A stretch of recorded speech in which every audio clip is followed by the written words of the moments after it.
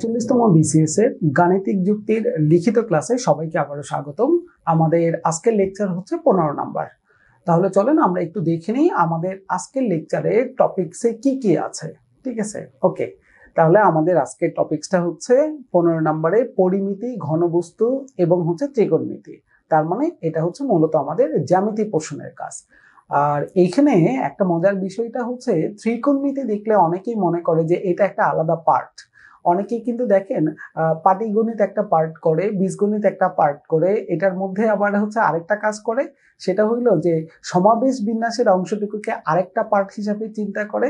জ্যামিতি একটা পার্ট নিয়ে তারা কাজ করতেছে এবং এই পার্টগুলোর সঙ্গে তারা কি করতেছে, তারা আবার ত্রিকোণমিতিকে আরেকটা পার্ট হিসাবে চিন্তা করে যে ত্রিকোণমিতি মনে হয় আরেকটা পার্ট।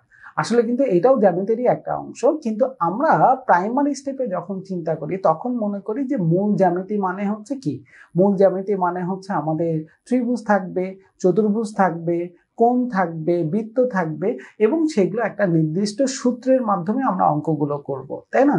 সেটা হচ্ছে আপনি কখনো ক্ষেত্রফল বের করতেছেন, কখনো আবার বের করতেছেন হচ্ছে পরিধি বা পরিসীমা। এই শব্দগুলোর সঙ্গে আমরা খুব বেশি পরিচিত জ্যামিতি বেসমেন্টে। এই কারণে ত্রিকোণমিতিকে অনেকে মনে করে যে এটা জ্যামিতি নয়, এটা মনে হয় একটা এক্সট্রা অর্ডিনারি কোনো কিছু, এক্সট্রা জ্যামিতি বা জ্যামিতির একটা অংশ, এরকম আমরা মনে করি, আলাদা একটা অংশ এরকম। আসলে কিন্তু এটাও আমাদের মূল জ্যামিতিরই একটা পার্ট। কিন্তু আগে আমরা এখন তাহলে একটা কাজ করব, সেটা হচ্ছে প্রত্যেকটা টপিকস একটু আলাদা আলাদা ভাবে চেক করব এবং সেই টপিকসের পারপাসে অলরেডি যে কোশ্চেনগুলো হয়েছে আমাদের, সেই কোশ্চেনগুলো আমরা একটু দেখার চেষ্টা করব যে এই ধরনের টপিকসগুলো থেকে কোন ধরনের কোশ্চেনগুলো আসে রিটেনের পরীক্ষাতে ডেফিনেটলি, এবং সেগুলো কিভাবে সলভ করতে হয়, সলভের সময় কোন কোন জায়গাগুলোর দিকে আমাদের একটু ভালো করে খেয়াল করতে হয়, এই বিষয়গুলো নিয়েই হচ্ছে মূলত আমাদের আজকের কাজ। ওকে, তাহলে চলেন আমরা একটু প্রথমে গল্প শুনবো হচ্ছে পরিমিতি এবং ঘনবস্তু নিয়ে। পরিমিতির বিষয়টা হচ্ছে আগে একটু ভালো করে খেয়াল করি। আমরা অ্যাজ ইউজুয়ালি যেটা বুঝি যে মিতি শব্দটার অর্থটা কি। মিতি মানে আমরা ছোটবেলা থেকে সবাই দেখে আসছি এবং এই মিতিটা প্রথম কোথায় পাইছিলাম? জ্যামিতি, তাই না? জ্যামিতি শব্দটার মধ্যেই তো মিতি শব্দটা ছিল। জ্যামিতি শব্দটাকে ভাঙাইলে কি হচ্ছে, একটা জ্যা আরেকটা পাচ্ছেন মিতি, তাই না? দুইটা শব্দ। আমরা এটা সবাই জানি যে জ্যা শব্দের অর্থটা হচ্ছে ভূমি আর মিতি শব্দের অর্থটা হচ্ছে পরিমাপ, অর্থাৎ জ্যামিতি মানে হচ্ছে ভূমির পরিমাপ। অর্থাৎ এই সেগমেন্টটা হচ্ছে টোটালটাই একটা জিনিসের পরিমাপ বের করার জন্য। সেটা ঘর হইতে পারে, সেটা জায়গা হইতে পারে, সেটা একটা বেঞ্চ হইতে পারে, সেটা একটা চেয়ার হইতে পারে। এই জিনিসগুলোর পরিমাপটাই আমরা কাজ করব, পরিমাপ নিয়েই কাজ করব হচ্ছে মূলত আমরা জ্যামিতিতে। তাহলে দেখেন পরিমিতি তাহলে কোনটা? আসলে আমরা মিতি মানে এখানে পাচ্ছি হচ্ছে পরিমাপ। মিতি শব্দটার অর্থটা হচ্ছে পরিমাপ। এটা নিয়ে আমাদের কোনো সমস্যা নাই, ঠিক আছে? কিন্তু কথাটা হচ্ছে তাহলে পরি শব্দটা কোথায় থেকে আসে? এই পরি শব্দটা আসছে মূলত হচ্ছে দুইটা জায়গা থেকে আমরা এটাকে ইউজ করি। একটা হচ্ছে পরিসীমা আর একটা হচ্ছে পরিধি। ওখান থেকে এই যে পরি শব্দটা হচ্ছে আসলে মূলত ব্যবহার করা হয়েছে। অর্থাৎ পরিসীমা এবং পরিধি বেসমেন্টের কাজগুলোই হবে হচ্ছে মূলত আমাদের এই পরিমিতিতে। এবং শুধুমাত্র যে পরিধি পরিসীমা হবে সেটাও নয়, পরিধি এবং পরিসীমা দ্বারা যখন কোনো জায়গা ব্লক করে ফেলতেছেন, সেটা ত্রিভুজ হইতে পারে, সেটা বৃত্ত হইতে পারে, সেটা চতুর্ভুজ হইতে পারে, সেটা যেমনই জিনিস হোক না কেন, বৃত্ত, চতুর্ভুজ বা ত্রিভুজ, এই জায়গাগুলোতে আপনি যখন একটা সীমানা অঙ্কন করে দিচ্ছেন, সেই সীমানাটার মধ্যে আমরা যতটুকু জায়গা পাচ্ছি, এই জায়গাটুকু নিয়েও আমরা কাজ করব হচ্ছে পরিমিতিতে। ওকে, আচ্ছা, তাহলে এখন চলে আসেন যে ঘনবস্তুটা আসলে কোনটা। ঘনবস্তুটা প্রথম অবস্থায় না বুঝলেও ইংলিশটা কিন্তু আমরা সবাই বুঝি। যেমন 3D নাম আমরা সবাই জানি, তাই না? 3D বললেই কেমন জানি মাথায় প্রথমে মুভি কাজ করে, যে 3D মুভি এইরকম, তাই না? আর আরেকটা ছিল হচ্ছে আমাদের 2D। এই 2Dটা যেটা ছিল সেটা হচ্ছে 2 ডাইমেনশন বলা হয় এটাকে। ডাইমেনশনের অর্থ হচ্ছে মাত্রা, ঠিক আছে? যেটার বাংলাকে আমরা বলি হচ্ছে দ্বিমাত্রিক, ইংলিশে বলি হচ্ছে 2 ডাইমেনশন। তাহলে ডাইমেনশনের বাংলা হচ্ছে মাত্রা। আর 3D মানে যেটা আমরা বলি সেটা হচ্ছে 3 ডাইমেনশন বা হচ্ছে ত্রিমাত্রিক, বাংলায় বলা হয় ত্রিমাত্রিক।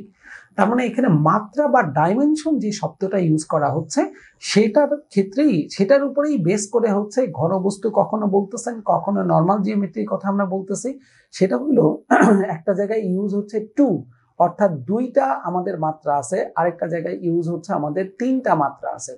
এই দ্বিমাত্রিক যেটা সরি দ্বিমাত্রিক যেটা, সেখানে কি হচ্ছে, এই দ্বিমাত্রিকে দুইটা জিনিস থাকে, একটা হচ্ছে আমাদের দৈর্ঘ্য এবং আরেকটা হচ্ছে আমাদের প্রস্থ। এই দুইটা জিনিস নিয়েই মূলত আমাদের কাজ হচ্ছে দ্বিমাত্রিকে, ঠিক আছে। আর ত্রিমাত্রিকে কি থাকে, ত্রিমাত্রিকে আমাদের তিনটা জিনিস থাকে, একটা থাকে হচ্ছে আমাদের দৈর্ঘ্য, একটা থাকে প্রস্থ, আর আরেকটা থাকে এটার সঙ্গে তৃতীয় পার্টটা, সেটা হচ্ছে উচ্চতা। এই দৈর্ঘ্য প্রস্থ উচ্চতা তিনটা মিলেই হচ্ছে আমাদের কাজ হচ্ছে ঘনবস্তুতে। তার মানে ঘনবস্তুতে আমরা তিনটা জিনিস নিয়ে কাজ করবো, একটা জিনিসের দৈর্ঘ্য থাকবে, একটা জিনিসের প্রস্থ থাকবে এবং একটা জিনিসের উচ্চতা থাকবে। এই সব মিলে আমরা সেটাকে বলতে পারি সেটা হচ্ছে আমাদের 3Dর কাজটা। যেমন ধরেন এই প্রোডাক্টটা, এটা দেখেন আমার একটা দৈর্ঘ্য আছে, এটার একটা প্রস্থ আছে, আবার এটার একটা উচ্চতাও আছে, এটা কতটুকু মোটা টোটা সেটা হচ্ছে আমাদের উচ্চতা। তাহলে এই যে প্রোডাক্টটা দেখতে পাচ্ছেন, এই প্রোডাক্টটা, এই বস্তুটার আমাদের তিনটা সাইড আছে, আমাদের দৈর্ঘ্য আছে, আমাদের প্রস্থ আছে, আমাদের উচ্চতা আছে। এই সব মিলে এই বস্তুটাকে তাহলে আমরা বলতে পারি এটা হচ্ছে একটা 3D জিনিস, ঠিক আছে। এটা হচ্ছে আমাদের 3 ডাইমেনশন, যেটা কি বাংলায় আমরা বলতেছিলাম ঘন বস্তু। ঘন মানে হচ্ছে তিন, তার মানে যে বস্তুটা তিনটা সাইড থাকে সেটাকেই আমরা বলি হচ্ছে ঘন বস্তু। এখন এখানে একটু ঝামেলার মধ্যে অনেকে আমরা পড়ে যাই। যেমন ধরেন আমরা যদি এইরকম একটা শেপ আঁকাই, যে শেপটা দেখেন ছোটবেলা থেকে আমাদের খুব পরিচিত, এইরকম একটা শেপ আঁকাই, এই শেপটাকে আমরা কি বলি, এটার নাম কি, ঠিক আছে। বা যদি শেপটাকে একটু লম্বা করে দিয়ে লম্বা শেপের মতন এরকম করে দেওয়া হয়, এটাকে আমরা কি বলি, এই শেপটাকে, যদিও শেপটা একটু এদিক ওদিক হয়ে যাচ্ছে, বা হচ্ছে যদি এইরকম করে দেওয়া হয় একটা শেপ, এই শেপটার নামটা কি। বা ধরেন আপনার এইরকম শেপ দেওয়া হইলো, এই শেপটার নামটা কি। আমরা এগুলোর নাম কিন্তু সবাই জানি যে এটাকে আমরা কি বলি, আমরা এটার নাম অনেকে বলি হচ্ছে ঘন বস্তু, ঠিক আছে। প্রথমটা এই ফার্স্ট যে চেহারাটা আমরা দেখতে পাচ্ছি, এই চেহারাটাকে আমরা বলি হচ্ছে এটার নাম ঘন বস্তু। আসলে কিন্তু এটার নাম ঘন বস্তু নয়, এটার নাম হচ্ছে ঘনক কিন্তু, ঠিক আছে। আমরা কিন্তু ভুল করে অনেক সময় ঘন বস্তু বলে ফেলি, এটার নাম হচ্ছে ঘনক, ঠিক আছে। এই ঘনক যেটা বলতেছেন, এটার সঙ্গে পরেরটার হচ্ছে বিশাল মিল আছে, এটার নাম হচ্ছে আয়তকার ঘনক। এটাকে বলা হয় আয়তকার ঘনক। একটা হচ্ছে ঘনক আর একটা হচ্ছে আয়তকার ঘনক, ঠিক আছে।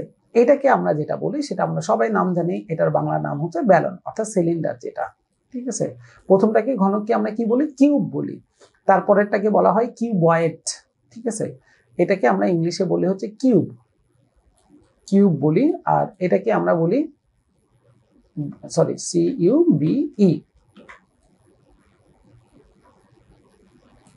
কিউব এটাকে আমরা বলি। আর এটাকে বলা হয় কিউবয়েড, ঠিক আছে। এই কিউবয়েডের বাংলাটাই হচ্ছে আয়তকার ঘনক। তারপরে এটা বেলেন, সিলিন্ডার, আর এটা কোন, কোন এটাকে বাংলায় আমরা বলি হচ্ছে কোণক। বাংলায় সাধারণত আমরা নামটা বলি, অরিজিনাল নাম কোণক, আর ইংলিশে হচ্ছে কোণই বলা হয়। এটা মনে হয় আমাদের কাছে খুব পরিচিত জিনিস, কারণ কোন আইসক্রিম, কোন বলেই কোন আইসক্রিম দেখা যায়, তাই না। সাধারণত কোন আইসক্রিমের চেহারাটা এইরকম হয়ে থাকে, তাই না, উল্টা দিকে, আর এটা হচ্ছে এইদিকে। তার মানে এরকম বলবেন না যে এটা হচ্ছে সোজা কোণক আর এটা হচ্ছে উল্টা কোণক, এরকম যেন কখনো বলেন না আবার। কারণ একবার এইরকম হয়েছিল, এক স্টুডেন্টকে বলা হয়েছিল যে এটা কত ডিগ্রি অ্যাঙ্গেল বলেন, ঠিক আছে। সে বলে যে হ্যাঁ এটা তো ডেফিনেটলি 90 ডিগ্রি অ্যাঙ্গেল। যখন তাকে সিম্বলটা এইদিকে দিয়ে বলা হইলো যে তাহলে এটা কি বলেন, তো সে বলে যে এটা হচ্ছে উল্টা 90 ডিগ্রি অ্যাঙ্গেল, ঠিক আছে। তার মাথায় কনসেপ্ট কাজ করছে যে 90 ডিগ্রি মানে সবসময় মনে হয় এই সাইডেই হইতে হবে, এই সাইড ছাড়া সেটা কখনো 90 ডিগ্রি হবে না। তার মাথায় প্রথম ভিউটা কাজ করছে। এখন যখন এটা এইদিকে আঁকানো হয়েছে, সে তো দেখতেছে যে এটার উল্টাটা এটা, সে তখন বলতেছে এটা হচ্ছে উল্টা 90 ডিগ্রি। তো এইরকম যেন উল্টা পাল্টা 90 ডিগ্রি আবার কখনো না আসে, সেটা একটু ভালো করে খেয়াল করব। যে এই কোণক মানে সেটা এইদিকে দিলেও কোণক, সেটা যদি আপনি এইদিকে দেন সেটাও কোণক, সেটা যদি আপনি কখনো এইদিকে দেন তাও কোণক, যেদিকে দেন সবগুলোই হচ্ছে কোণক। ওই উল্টা কোণক, সোজা কোণক এরকম কিন্তু আমরা নামগুলো বলবো না, সেটা মোটামুটি সবাই আমরা জানি। কিন্তু যদি আবার এরকম তার মতন করে বলে ফেলেন তাহলে কিন্তু আমরা একটা বিপদের মধ্যে পড়ে যাব, ঠিক আছে। আচ্ছা, তাহলে আমরা একটু ছবিগুলোর সাইডে জায়গা একটু নিয়ে নেই, কারণ কিছু গল্প টল্প আবার এখানে শুনবো। তাহলে এই যে প্রোডাক্টগুলো আপনি দেখতে পাচ্ছেন এখানে, সেই প্রোডাক্টগুলোতে একটু খেয়াল করে দেখেন, সেটা ঘনক হোক বা আয়তাকার ঘনক হোক বা বেলন হোক বা কোণক হোক, যেটাই হোক না কেন, প্রত্যেকটা জিনিসের তিনটা করে সাইড আছে, দৈর্ঘ্য আছে, প্রস্থ আছে, উচ্চতা আছে। দ্যাট মিনস এগুলোর সবগুলোকে আমরা বলতে পারি এগুলো হচ্ছে এক ধরনের ঘন বস্তু, এগুলো হচ্ছে এক ধরনের ঘনবস্তু। তার মানে ঘনবস্তু আসলে স্পেসিফিক কোনো জিনিসের নাম না। এই মোবাইলটার শেপটাকে আমরা ঘনবস্তু বলতেছি না, এইটার শেপটার নামটা আমরা ঘনবস্তু বলতেছি না, ঠিক আছে? এটার স্পেসিফিক নাম আছে যে এটা কি ঘন নাকি ঘন বস্তু, কোনটা নামটা হচ্ছে আমাদের আগে বুঝতে হবে। নাম হচ্ছে ঘনক হইতে পারে, নাম আয়তকার ঘনক হইতে পারে, নাম ব্যালন হইতে পারে, নাম আমাদের গোলক হইতে পারে, ফুটবল যেটা খুব পরিচিত নাম, তাই না? গোলক টোলক নিয়ে আমরা যেগুলো কথাবার্তা বলি, এগুলোর প্রত্যেকটা হচ্ছে নাম এগুলো। কিন্তু ঘনবস্তু কিন্তু স্পেসিফিক কোনো জিনিসের নাম না। ঘনবস্তুটা হচ্ছে আমাদের পুরা গ্রুপের নাম। এই সবগুলো জিনিসকে আমরা বলতেছি এটা কোন গ্রুপের জিনিস, এটা হচ্ছে আমাদের ঘনবস্তু। ক্লাস 5 এর স্টুডেন্ট কারা? রহিম, করিম, সবাই হচ্ছে ক্লাস 5 এ। তাহলে পার্সনের নাম তো আর ক্লাস 5 না, পার্সনের নাম হচ্ছে রহিম, পার্সনের নাম হচ্ছে করিম। তারা কোন ক্লাসের? তারা হচ্ছে ক্লাস 5 এর স্টুডেন্ট, কথার কথা। ওই রকম ঘনক, আয়তকার ঘনক, বেলন, কোলন, এগুলো হচ্ছে নাম, কিন্তু তারা কোন ক্লাসের? তারা হচ্ছে আমাদের এই ঘনবস্তু ক্লাসের। তার মানে ঘনবস্তু হচ্ছে ক্লাসের নাম, একটা গ্রুপের নাম হচ্ছে ঘনবস্তু। সাবধান, ঘনবস্তু কোনো স্পেসিফিক জিনিসের নাম নয়, এটা হচ্ছে পুরো গ্রুপের নাম আমাদের। ওকে, তার মানে এই ঘনক এক ধরনের ঘনবস্তু, আয়তকার ঘনক এক ধরনের ঘনবস্তু, বেলনও এক ধরনের ঘনবস্তু, কোনকে এক ধরনের ঘনবস্তু, আর আমরা এটাকে বলতেছিলাম এটার নাম কি? গোলক, তাই না? ফুটবল। এই গোলকও হচ্ছে এক ধরনের আমাদের ঘনবস্তু। অর্থাৎ আমরা যেই বস্তুটার তিনটা সাইড পাবো তাকেই আমরা বলতে পারি যে তারা তাহলে ডেফিনেটলি ঘনবস্তু গ্রুপের মধ্যে পড়বে। যে বস্তুগুলো তিনটা সাইড থাকে সেই বস্তুগুলোকে আমরা বলতে পারি যে ঘনবস্তু। যে বস্তুগুলোর তিনটা সাইড থাকবে সেই বস্তুগুলোকে বলা যাচ্ছে ঘনবস্তু। সেই জিনিসগুলো নিয়ে হচ্ছে আমরা এখানে কাজ করবো, কিছু কিছু জিনিস। যদিও আপনারা মোটামুটি সবাই পিলিতে এই জিনিসগুলো পড়াশোনা করেই আসছেন, যে ঘনকের আমাদের আয়তন বের করার নিয়ম কি? দৈর্ঘ্য গুণন প্রস্থ গুণন উচ্চতা। আবার হচ্ছে ঘনকের আরেকটা জিনিস চলে আসে, সেটা হচ্ছে কি যে সমগ্র তলের ক্ষেত্রফল। সমগ্র তলের ক্ষেত্রফল বের করার ফর্মুলাটা কি? 6a², এরকম করে আমরা বলি। এ মানে হচ্ছে প্রত্যেকটা বাহুর মান। ওই রকম বেলনের আমরা পড়ছি যে বেলনের আয়তন বের করার নিয়মটা আমাদের কি? πr²h। বেলনের আবার হচ্ছে আমাদের সমগ্র তলের ক্ষেত্রফল বের করার নিয়মটা কি? 2πr × r+h। এরকম করে আমরা কথাটা বলে রাখি। তাহলে এখন এই জায়গাগুলোতে যখন কথা বলা হচ্ছে তখন আমরা একটু খেয়াল করবো যে কতগুলো জিনিস এখানে চলে আসতেছে, প্যাক কতগুলো জিনিস হচ্ছে, এগুলো নিয়ে হচ্ছে আমাদের মূলত কাজ। ওকে, তাহলে চলেন আমরা কিছু কোশ্চেন দেখে ফেলি। তাহলে কোশ্চেন গুলো দেখলে মনে হয় আমাদের জন্য একটু হেল্প হবে। আমরা তাহলে বুঝতে পারবো যে কোথায় কি কাজগুলো হচ্ছে এবং কিভাবে করতে হচ্ছে। ওকে, প্রথমে হচ্ছে আমরা একটু দেখে নিই 29তম বিসিএস এর একটা কোশ্চেন। এই বিসিএস এর কোশ্চেনটা আগের হইলেও কোশ্চেনটা কিন্তু বেশ ভালো রকমের একটা কোশ্চেন আমাদের। ওকে, তাহলে কোশ্চেনের কথাটা আগে একটু পড়ে নেই, কারণ এই ধাঁচের কোশ্চেন মাঝে মধ্যে দেখা যায়।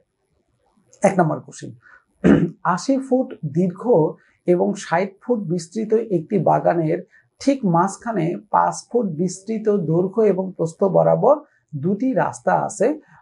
প্রতি বর্গ ফুট 25 টাকা দরে ওই রাস্তা ঢালাই করতে কত টাকা খরচ হবে?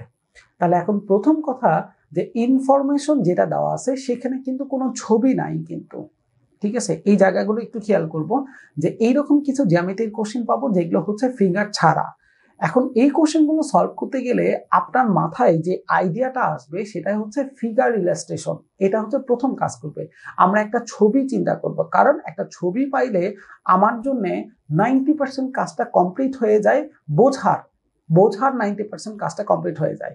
কেন? কারণ আপনি যখন ইনফরমেশন রিডিং পড়েন কোনো জায়গা থেকে, তখন হয় কি যে একটা লাইন রিডিং পড়লাম, সেটার সঙ্গে পরের লাইনটার আমি লিঙ্ক আপ করতেছি লজিক দিয়ে, ফিগার দিয়ে নয়। কিন্তু ব্রেন আমাদের বোঝে কিন্তু হচ্ছে ছবি।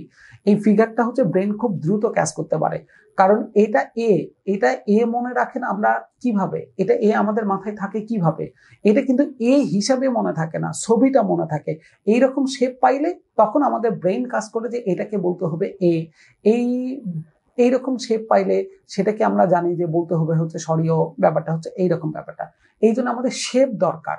শেপটা যদি আমরা এখানে আঁকাইতে পারি তাহলে আমাদের জন্য কাজটা অনেক সহজ হয়ে যাবে। ঠিক আছে, তাহলে চলেন আমরা কোশ্চেনের কথা অনুযায়ী ধীরে ধীরে আগে একটা ছবি আঁকাই। ওরা বললো যে 80 ফুট দীর্ঘ এবং 60 ফুট বিস্তৃত একটি বাগান। তাহলে একটা বাগান নিতে হবে এবং তারা বললো 60 ফুট 80 ফুট হচ্ছে বিস্তৃত বা প্রস্থ। তার মানে বোঝাই যাচ্ছে যে এটা ডেফিনেটলি একটা শেপ আসবে আয়তকার বেসমেন্টের। ঠিক আছে, তাহলে আমরাও এরকম ধরেন একটা আয়তকার বেসমেন্টের শেপ নিয়ে নিই। আমি এটাকে একটা পাশে একটু সরাই ফেলি আমার কাজের সুবিধার জন্য, যেন আমরা ছবিগুলো ইজিলি দেখতে পারি। ঠিক আছে, তাহলে চলেন আমরা একটা বাগান আঁকাই। আমাদের একটা বাগান আঁকাইতে বলছে, এই ধরেন আমরা একটা বাগান আঁকাইলাম এরকম, যেটার এই সাইডটা বলে দিছে কোশ্চেন কত, 80 ফিট। ওকে নিলাম। আর প্রস্থর এই সাইডটা আমরা আবার দাগ দিলাম, যেটা দাগটার তারা মান বলে দিছে, একটু সোজা করে দেখি, এই দাগটা, এই অংশটুকুর মাপ তারা বলে দিল যে এটা হচ্ছে 60 ফুট। এখন কোশ্চেন হচ্ছে এই যে 80 এবং 60-এর কথা বলতেছেন, তারা কারা? তারা হচ্ছে একটা দৈর্ঘ্য আর একটা হচ্ছে প্রস্থ। তার মানে আমাদের ডেফিনেটলি শেপটা আসবে হচ্ছে কেমন, শেপটা আসবে হচ্ছে একটা আয়তকার শেপ। তার মানে আমি বলতে পারি এটা 80 হইলে এই পাশেটাও তাহলে আমাদের 80 চলে আসবে, তাই না? 80 হইলে এটাও 80, এটা 60 হইলে এটাও আমাদের কত চলে আসবে, 60 চলে আসবে। আর এটাও আমরা জানি সবাই যে একটা আয়তক্ষেত্রের প্রত্যেকটা কর্নার ডেফিনেটলি আমাদের কত ডিগ্রি করে চলে আসবে, আমি একটু ছোট করে দিচ্ছি, 90 ডিগ্রি করে আমাদের চলে আসবে প্রত্যেকটা কর্নার, এটাও আমরা জানি। এরপরে কি করতে বলছে আমরা একটু দেখে নেই, সেটা হলো যে দৈর্ঘ্য এবং প্রস্থ বরাবর দুটি রাস্তা আছে। তাহলে রাস্তা আছে কোথায়, আমাদের দুইটা, সেটা কোথায় আছে, একটা দৈর্ঘ্য বরাবর একটা প্রস্থ বরাবর, এবং সেটা কোথায় আছে এইটা হচ্ছে সব থেকে বড় ফ্যাক্টর। দেখেন 2 নাম্বার লাইনে শুরুই হয়েছে কোথায় থেকে, মাঝখান থেকে। তার মানে রাস্তাটা আমাদের বাগানের ভিতরেও নাই, বাগানের বাইরেও নাই, এই রাস্তাটা ঠিক বাগানের মাঝ বরাবর চলে যাবে, এবং সেটা আবার কতটুকু লেন্থ সেটাও বলে দিছে, 5 ফুট বিস্তৃত দৈর্ঘ্য এবং প্রস্থ বরাবর দুটি রাস্তা আছে, একটি বাগানের ঠিক মাঝখানে। তার মানে এটা যদি মিডিল পয়েন্ট হয়, কথার কথা, তাহলে আপনি এই দিক দিয়েও একটা রাস্তা নেবেন। এই যে দেখেন আমাদের একটা রাস্তা, এই রাস্তাটা কি বরাবর, প্রস্থ বরাবর। ঠিক আছে, আমি এই দাগটা একটু দিয়ে দিই অন্য কালার দিয়ে বোঝার সুবিধার জন্য। এই ব্লু কালারটা হচ্ছে আমাদের রাস্তা। ঠিক আছে, এই ব্লু কালারটা হচ্ছে আমাদের জন্য রাস্তা এটা। ওকে, এটা গেল হচ্ছে কি বরাবর, প্রস্থ। কিন্তু ওরা বলছে না শুধু প্রস্থ বরাবর না, আপনি দৈর্ঘ্য বরাবর একটা রাস্তা আঁকান। তাহলে আমি এরকম দৈর্ঘ্য বরাবর একটা রাস্তা আঁকাই দিলাম, প্রস্থ বরাবর রাস্তা। তাহলে রাস্তা থাকলো দুইটা, আপনার এটা একটা রাস্তা, এদিকে একটা রাস্তা, আবার উপরে এই বরাবর এটা হচ্ছে আরেকটা রাস্তা। এখন তারা যেটা বললো সেটা হচ্ছে দেখেন যে প্রতি বর্গ ফুট 25 টাকা হারে ওই রাস্তা ঢালাই করতে আমার কত খরচ হবে। তাহলে প্রতি বর্গ ফুট আমরা কি করব, আমরা খরচ করব। এখন তার আগে তো এটা দরকার যে আপনার কত টাকা এখানে লাগতেছে না লাগতেছে সেটা পরে, আগে আমার জায়গাটা দরকার। ভাই দুইটা রাস্তা মানে কতটুকু জায়গা সেটা আগে নির্বাচন করা দরকার। তাহলে ধরেন প্রস্থ বরাবর যে রাস্তাটা আছে সেই রাস্তাটাকে যদি আমরা একটু পাশে নিয়ে চলে আসি এরকম, এটার এই লেন্থটুকু দেওয়া আছে হচ্ছে কত, 5, এটা বলে দিছে। আর আমাদের এই লম্বাটা কতটুকু দেখেন, এটা যদি 60 হয় তাহলে এখান থেকে এই পর্যন্ত এটাও কত চলে আসবে, 60ই চলে আসবে। তাহলে আমরা এই প্রস্থ বরাবর যে রাস্তাটা পাইলাম বলতে পারি সেই রাস্তাটার একটা সাইড 5 আর একটা সাইড হচ্ছে 60।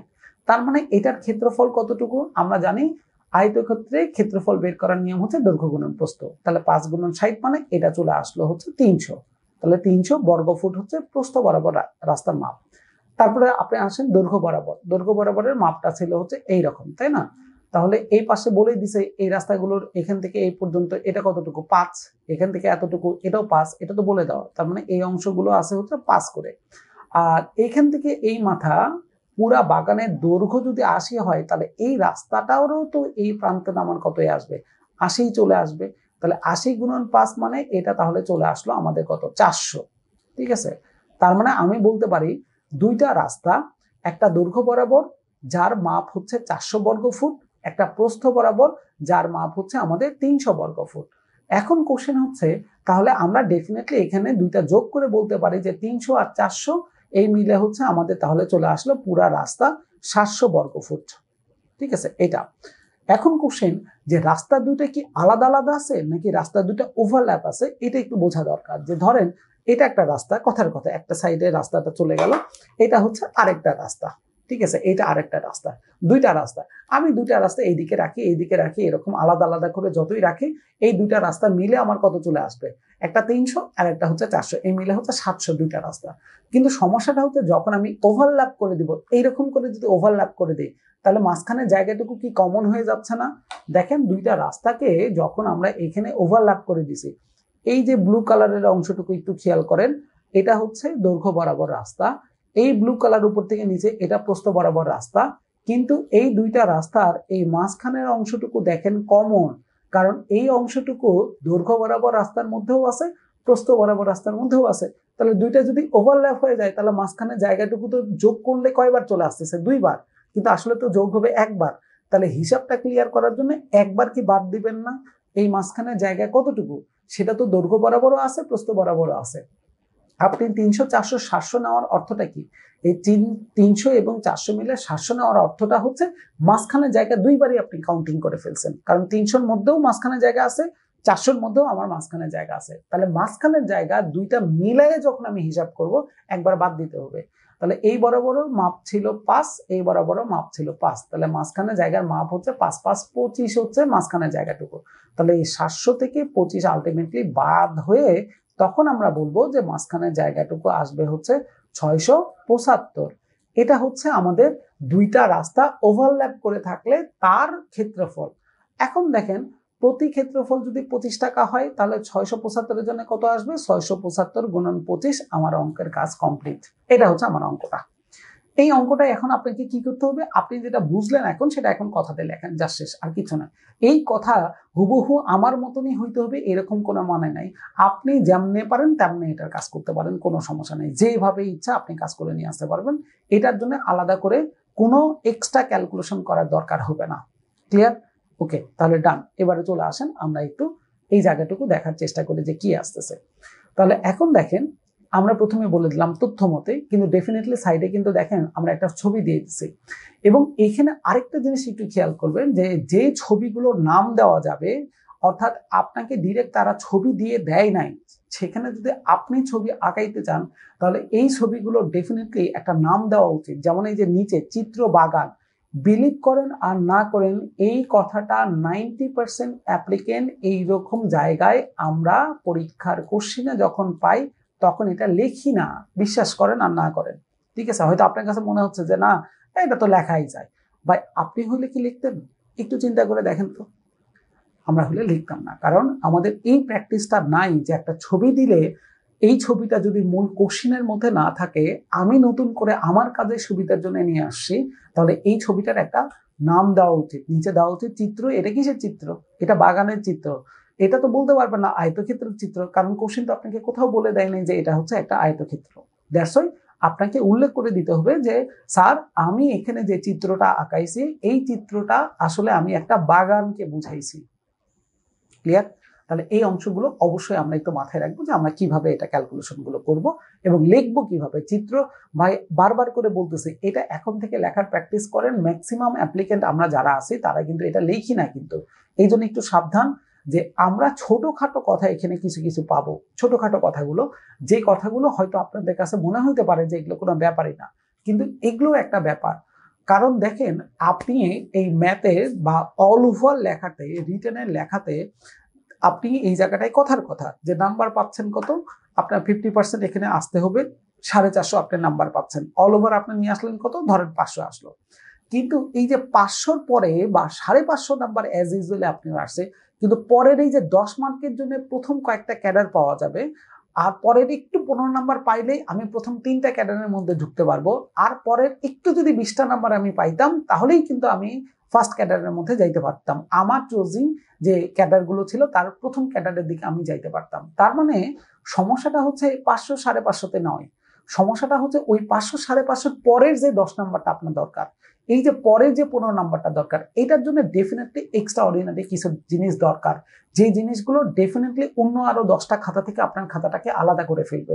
এটা শুধুমাত্র ম্যাথের জন্য নয়, যে কোনো জায়গায় যদি আপনি চিত্র দিতে চান, ঠিক আছে, সেটা বাংলার কোশ্চেন হইতে পারে, সেটা বাংলাদেশ অ্যাফেয়ার্স এর কোশ্চেন হইতে পারে, ইন্টারন্যাশনাল অ্যাফেয়ার্স এর কোশ্চেন হইতে পারে, যে কোনো জায়গায় ইংলিশ এসে হইতে পারে, যে এমন কিছু এসে আপনাকে লিখতে বললো, পদ্মা সেতু নিয়ে লিখতে বললো বা বাংলাদেশ নিয়ে লিখতে বললো, মুক্তিযুদ্ধ নিয়ে লিখতে বললো, সেখানে মুক্তিযুদ্ধের সময় আপনি কি করতে পারেন? কথার কথা আপনি একটা ম্যাপ আঁকাইতে পারেন যে মুক্তিযুদ্ধের আগে বাংলাদেশ স্বাধীন হওয়ার আগে বাংলাদেশ ইন্ডিয়া এইরকম অবস্থায় ছিল, এই এই জায়গাগুলোতে হচ্ছে আমরা যুদ্ধ করছি, এই জায়গাগুলোতে আপনি একটু ওই জায়গাগুলো নোট ডাউন যদি করে দিতে পারেন, তাহলে সেই জিনিসটা কি একটু হইলো কি আরো 10 জন থেকে আলাদা করে না?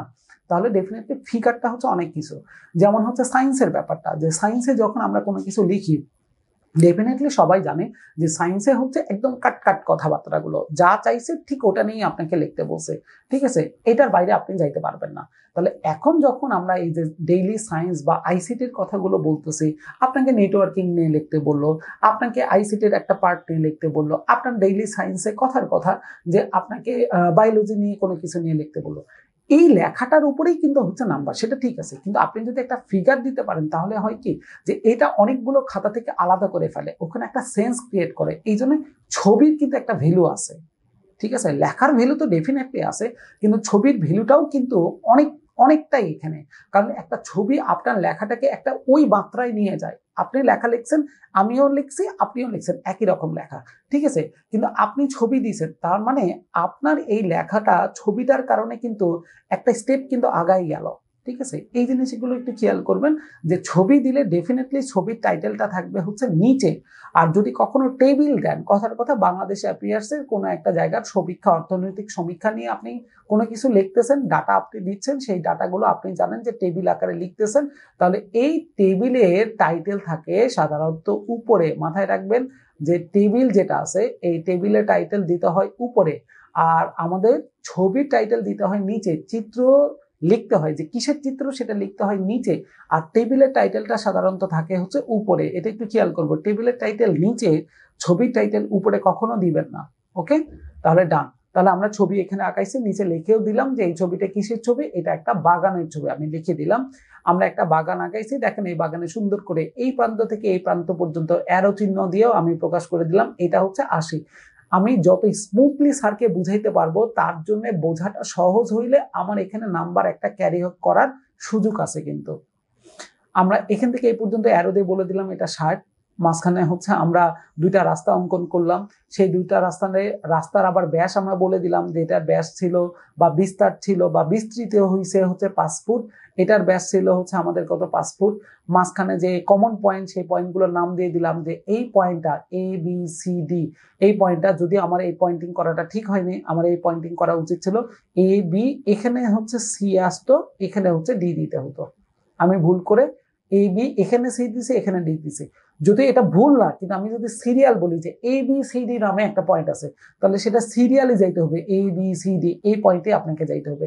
এটা দেওয়া ভুল না, কিন্তু তখন পড়তে হবে এ বি ডি সি, অথবা বলতে হবে এ সি ডি বি, এরকম করে আমাকে পড়তে হবে। ওকে, আচ্ছা, তাহলে মাঝখানে পয়েন্টটা গেল, আমরা তাহলে ছবিটা লিখে ফেললাম। এখন এই ছবিটার আমরা এখান থেকে ইনফরমেশন দেওয়া শুরু করব যে আমরা ছবিটাতে কি পাইলাম। তথ্য মতে দৈর্ঘ্য বরাবর রাস্তার ক্ষেত্রফল আমরা বলে দিলাম 80 গুণন 5, তাহলে চলে আসলো এটা, কারণ এই বরাবর যেটা যাবে সেটার লেন্থ হচ্ছে 80, বলে দেওয়া আছে এখান থেকে এই পর্যন্ত 80, আর এই পর্যন্ত 5 সেটাও বলে দিছে। এইখানে একটা কাজ করতে পারেন, যদি চান এখানে একটা কাজ করতে পারেন, আপনি এখানে বলে দিতে পারেন যে আমরা জানি আয়তক্ষেত্রের ক্ষেত্রফল হচ্ছে দৈর্ঘ্য গুণন প্রস্থ, এটা বলে দেওয়াও যায়, এটা এখানে নাও দেওয়া যায়, কোনো আপত্তি নাই এই জায়গাগুলোতে। আবার প্রস্থ বরাবর রাস্তার ক্ষেত্রফল, প্রস্থ বরাবর রাস্তার ক্ষেত্রফল, প্রস্থ বরাবর এটা, এই বরাবর যেটা, এই যে এটা, এই যে এটা, এটা হচ্ছে প্রস্থ।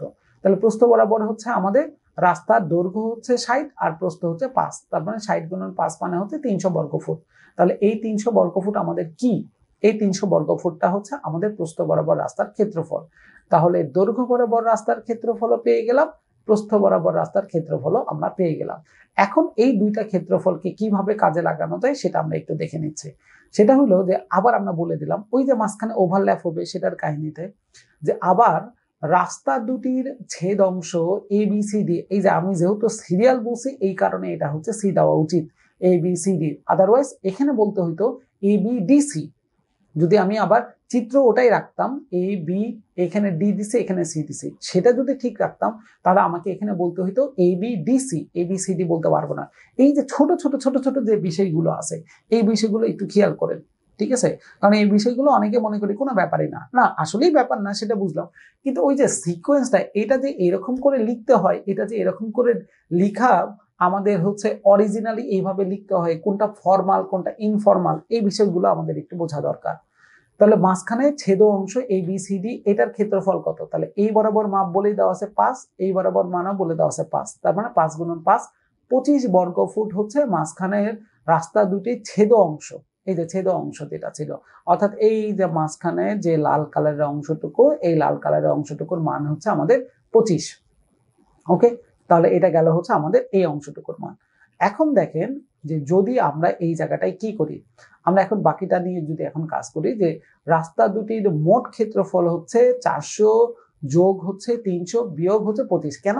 কারণ দৈর্ঘ্য বরাবর মাপ প্রস্থ বরাবর মাপ যোগ হবে আর মাঝখানে ওভারল্যাপিংটা হচ্ছে আমাদের বিয়োগ হয়ে যায়। আমাদের তাহলে চলে আসলো মানটা হচ্ছে কতটুকু, মান চলে আসলো 675। তাহলে এই পোর্শন পর্যন্ত মোটামুটি আমরা বুঝে গেলাম যে এই কোশ্চেনে যেটা নিয়ে আমরা কাজ করতেছিলাম তার মোট দৈর্ঘ্য প্রস্থ মিলায়ে অর্থাৎ ক্ষেত্রফল আমাদের চলে আসলো 675।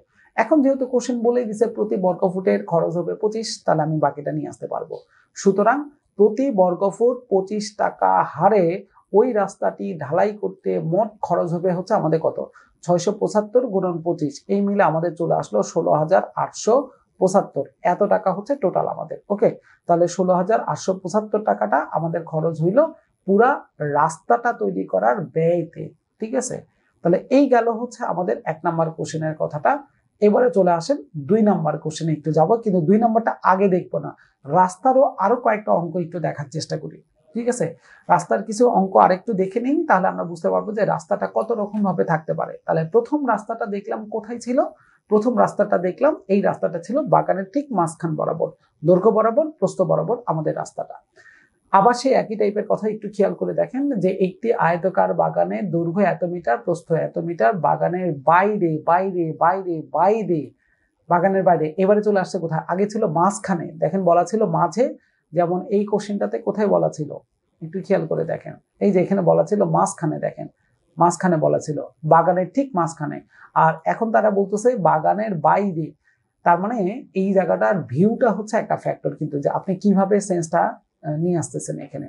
তাহলে ওরা বলতেছে যে বাগানের বাইরে একে ঘিরে 2 মিটার প্রশস্ত একটি পথ আছে।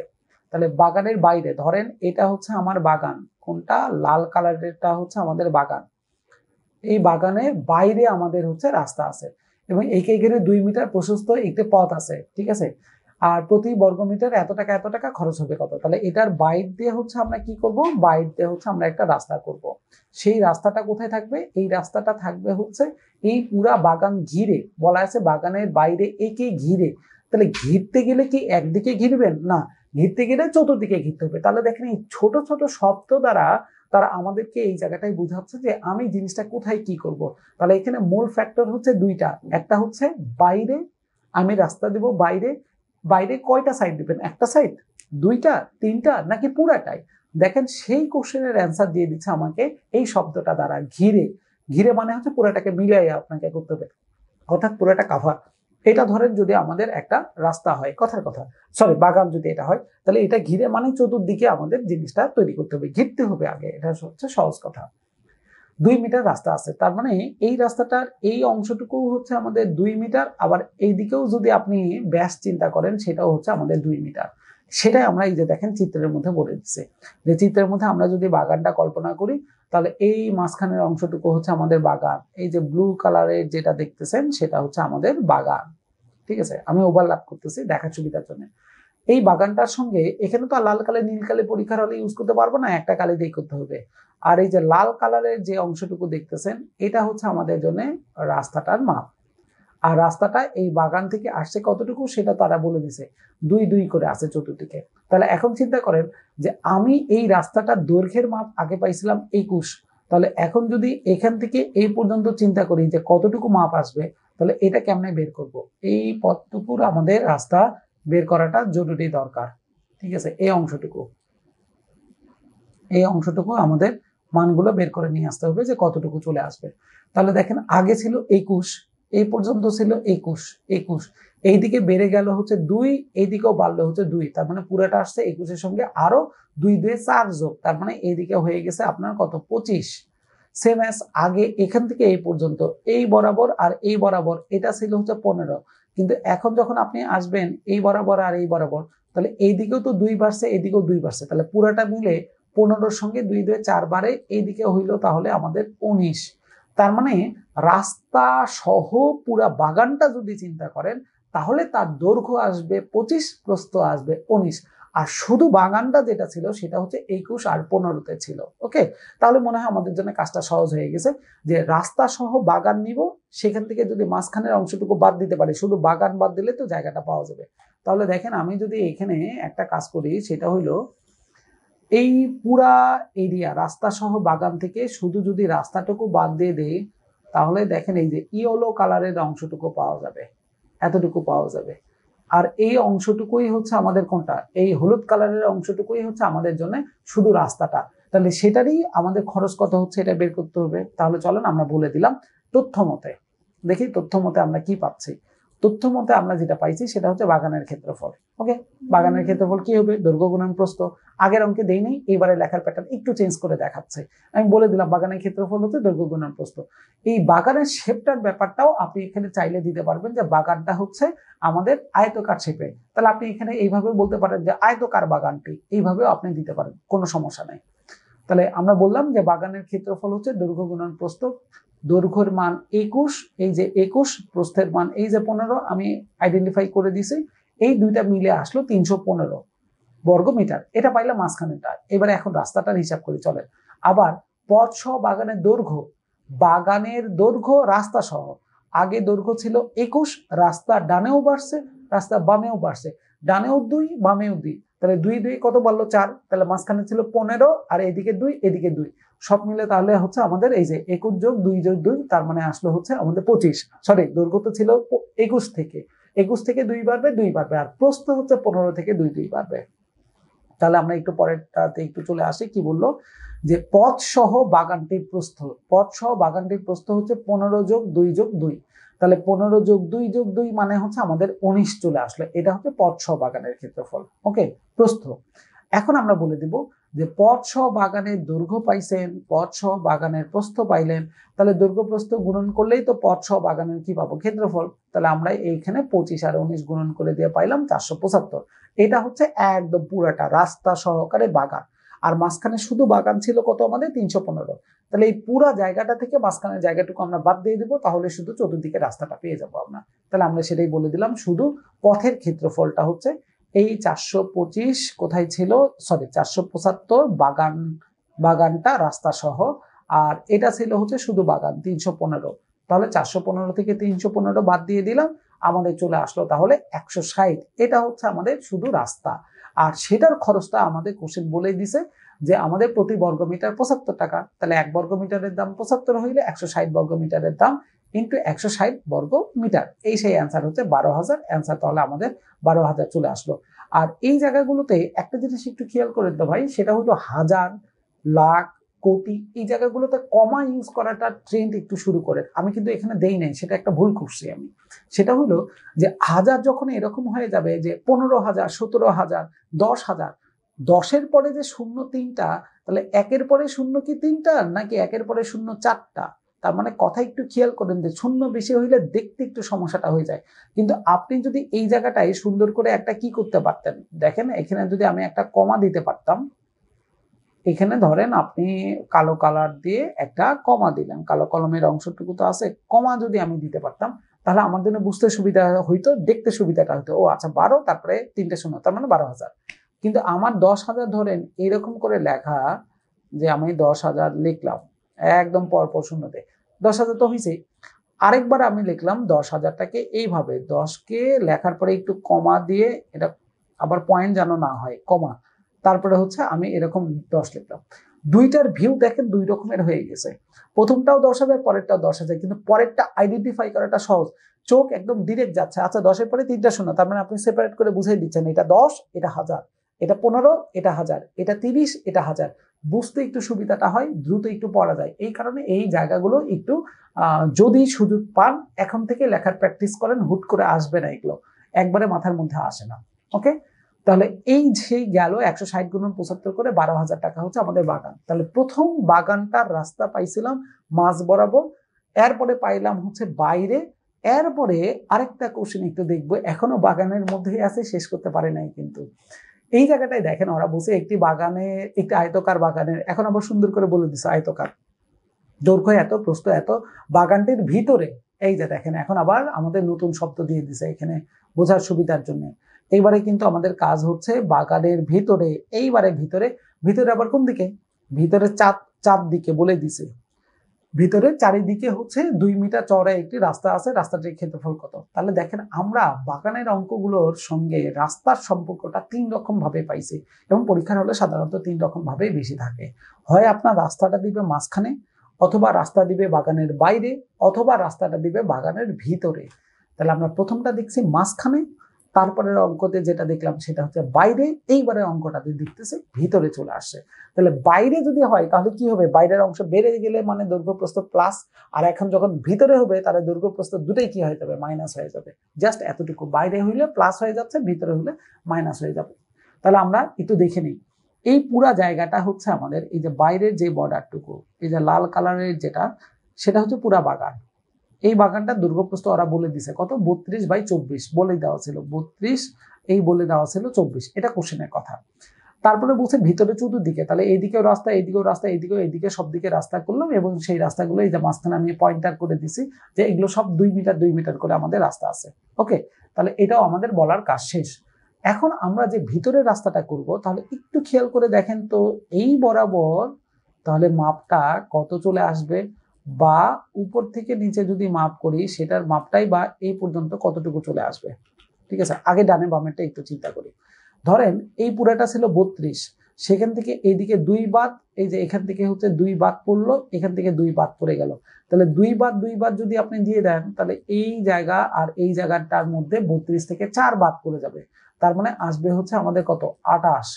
ঠিক আছে, তার মানে আমি রাস্তা বাদ দিয়ে যদি ভিতরের অংশটুকু চিন্তা করি তাহলে সেটা দৈর্ঘ্য আসবে হচ্ছে 28। আবার দেখেন এখান থেকে এই পর্যন্ত পুরোটা ছিল 24, তাহলে কোশ্চেন এই পয়েন্টার থেকে এই পয়েন্টার পর্যন্ত কত আসবে, তাহলে 24 থেকে এদিকে 2 এদিকে 2, তার মানে আসবে হচ্ছে 20। তার মানে রাস্তা ভিতরে যেটা ছিল, পুরা বাগানটা ছিল 32 24, আর যখন রাস্তাটা বাদ দিয়ে ভিতরের জায়গায় চিন্তা করতেছেন সেটা আসতেছে হচ্ছে 28 20। 32 24 ছিল, এখন ছোট হয়ে গেল 28 20-এ চলে আসছে। তাহলে এখন বলতেছে প্রথম কথা, আমরা একটা স্টেপ বাই স্টেপ চিন্তা করি। রাস্তা সহকারে পুরা বাগানটার ক্ষেত্রফল নিব, ভিতরের জায়গাটুকু যেটা পাইছে সেটা বাদ দিয়ে দিব, বের করে বাদ দিয়ে দিব, তাহলে আপনি কি পাবেন, রাস্তার মাপ পেয়ে যাবেন। একই রকম কাহিনী। তাহলে আমরা প্রথমে বলে দিলাম বাগানের দৈর্ঘ্য 32, বাগানের প্রস্থ 24, তাহলে বাগানের ক্ষেত্রফল হচ্ছে 32 গুণন 24 768 আমাদের বর্গমিটার। এটা কি বাগানের ক্ষেত্রফল।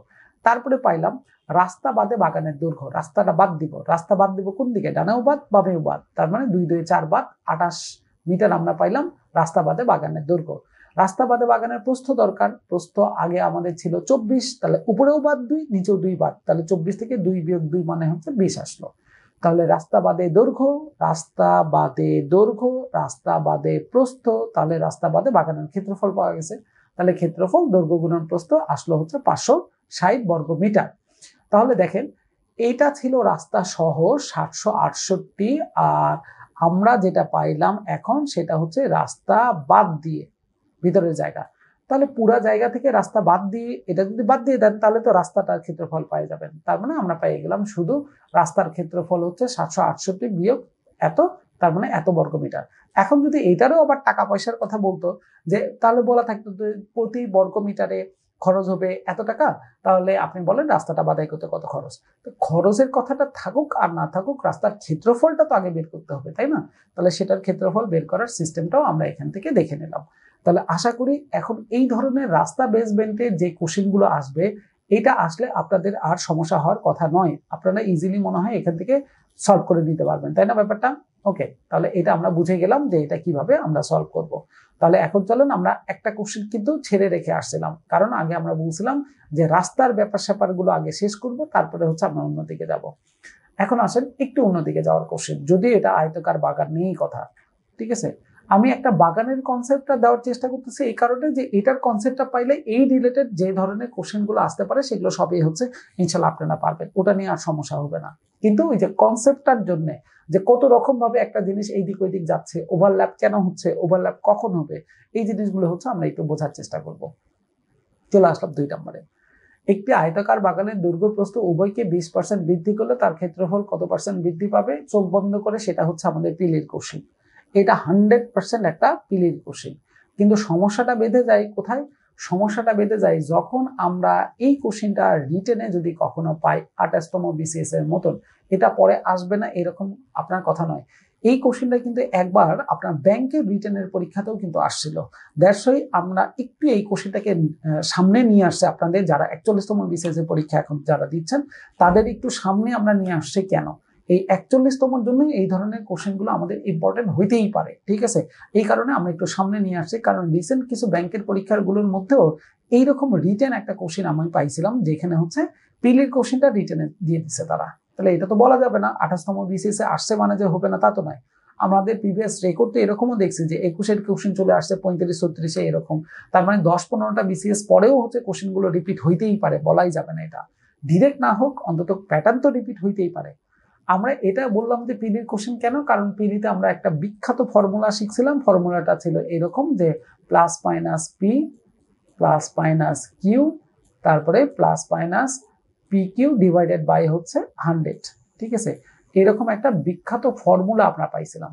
সেই ফর্মুলাকে ইউজ করে আমরা ডেফিনেটলি এখানে ম্যাথগুলো কভার করতেই পারি। তাহলে এখানে প্লাস মাইনাস চিহ্ন গেল কেন? কারণ বাড়লে প্লাস কমলে মাইনাস, আর এই চিহ্নটা প্লাস হবে না মাইনাস হবে ডিপেন্ড করবে হচ্ছে এই পি আর কিউ এর গুণনফলের উপরে এই চিহ্নটা ডিপেন্ড করে যে প্লাস নাকি মাইনাস। ওকে, তাহলে এখন দেখেন এখানে বলছে দুটাই বৃদ্ধি পাইছে, দৈর্ঘ্য বাড়ছে প্রস্থও বাড়ছে, তাহলে প্লাস চিহ্ন আসবে। তাহলে আমরা বলবো +20, প্রস্থর জন্য +20, প্লাস প্লাস গুণন করলে প্লাস হয় দিলাম। তারপরে আমরা বলবো হচ্ছে 20 × 20 ডিভাইডেড বাই হচ্ছে 100। ওকে, তাহলে এটা ক্যালকুলেশন করলে কত হবে? 20 আর 20 যোগ করলে আসতেছে +40 গেল। প্লাস এটা ক্যালকুলেশন করলাম আসলো হচ্ছে আমাদের কত? 2 দোকানে 4, তার মানে 40 আর 4 যোগ করে দিলে আমাদের আসতেছে +44। দ্যাটস ওয়াই তাহলে আমরা অ্যান্সার দেবো। অ্যান্সার হচ্ছে 44%। প্লাস থাকার অর্থ হচ্ছে বেড়ে যাবে, ঠিক আছে? এটা অ্যান্সারে দেখেন এই লাস্টে মনে হয় আমরা এটাই পাবো। এই যে দেখেন 44% বৃদ্ধি পাইছে, এটাই পাইছি। কিন্তু সমস্যাটা হচ্ছে আপনি তো আর এইরকম কোনো কাহিনী কখনোই কি করতে পারবেন না, রিটেনে অ্যাপ্লাই করতে পারবেন না। কারণ মাথায় রাখেন যে যত ট্রিক্স আছে, যত ট্রিকি ওয়েতে আমরা হচ্ছে ম্যাথগুলো সলভ করি, সেটা আপনার হচ্ছে পিলির জন্য, এটা রিটেনের জন্য নয়। রিটেনের জন্য আপনাকে একদম বেসিক অংশটুকু নিয়ে কাজ করতে হবে, বেসিক যে ফর্মুলাগুলো আছে সেটা নিয়ে আমাকে কাজ করতে হবে, আদারওয়াইজ আপনি যেতে পারবেন না। ওকে, তাহলে চলেন আমরা একটু ল্যাঙ্গুয়েজটা দেখে নিই। যদিও ল্যাঙ্গুয়েজটা সবাই বোঝেন, তারপরেও আরেকবার একটু দেখে নিই। ধরে নিলাম, ধরি আয়তকার বাগানের দৈর্ঘ্য হচ্ছে x একক, তাহলে আয়তকার বাগানের প্রস্থ হচ্ছে y একক। দৈর্ঘ্য হচ্ছে কত? x একক, প্রস্থ হচ্ছে কত? y একক। তাহলে আমরা বলতে পারি যে বাগানের ক্ষেত্রফল কত চলে আসবে?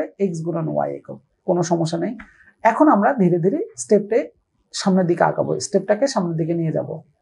এখন দৈর্ঘ্য বরাবর 20% করলে, বৃদ্ধি করলে, তাহলে দৈর্ঘ্য আগে কত ছিল? x, এখন বাড়বে মানে হচ্ছে প্লাস কত বাড়বে? x এর 20, এই মিলে তাহলে আসলো x যোগ 20% মানে 1/5x মানে 6x/5। এটা তাহলে আমাদের কি হইলো? এটা হচ্ছে আমাদের বেড়ে গেল, ঠিক আছে? বেড়ে যাওয়ার পরেরটা আসলো হচ্ছে এটা। প্রস্থ আমরা তাহলে বাড়াবো, আমরা বলে দিলাম প্রস্থ 20% বৃদ্ধি করলে। তাহলে আগে প্রস্থ ছিল কত ভাই? y, এখন বৃদ্ধি হয়েছে মানে কি? প্লাস কত বাড়ছে? 20%। কার 20%? y এরই 20%। তাহলে এটা ক্যালকুলেশন করলাম, ক্যালকুলেশন করে পাইলাম 6y/5। তাহলে এটা কি পাইলাম? এটা পাইলাম হচ্ছে বৃদ্ধির পরের দৈর্ঘ্য। এটা পাইলাম কি? এটা হচ্ছে বৃদ্ধির পরের প্রস্থ। এই দৈর্ঘ্য আর প্রস্থ গুণন করলেই তো আমরা এখন হচ্ছে বৃদ্ধিপ্রাপ্ত ক্ষেত্রফলের পরিমাণটা বের করতে পারবো, তাই না? তাহলে আমরা বের করলাম যে বাড়ার পরের ক্ষেত্রফলটা কত চলে আসতেছে। তাহলে 6x/5 × 6y গুণন 5, তার মানে চলে আসলো 36xy/25। তাহলে এটা হচ্ছে আমাদের কি? এটা হচ্ছে আমাদের বৃদ্ধির পরের ক্ষেত্রফলটা। এখন দেখেন আপনি পাইলেন আগেরটা হচ্ছে শুধু মূল অংশটুকুর ক্ষেত্রফল, এখন পাইছেন বড় অংশটুকু। বাড়াই দেওয়ার পরে ক্ষেত্রফল কত আসে? তাহলে আপনি কি বলবেন না যে কতটুকু ক্ষেত্রফল বাড়লো? দেখি আগে ছিল ছোট, এখন হয়ে গেছে বড়। তাহলে এই ছোটটার সঙ্গে বড়টার তুলনাটা কতটুকু?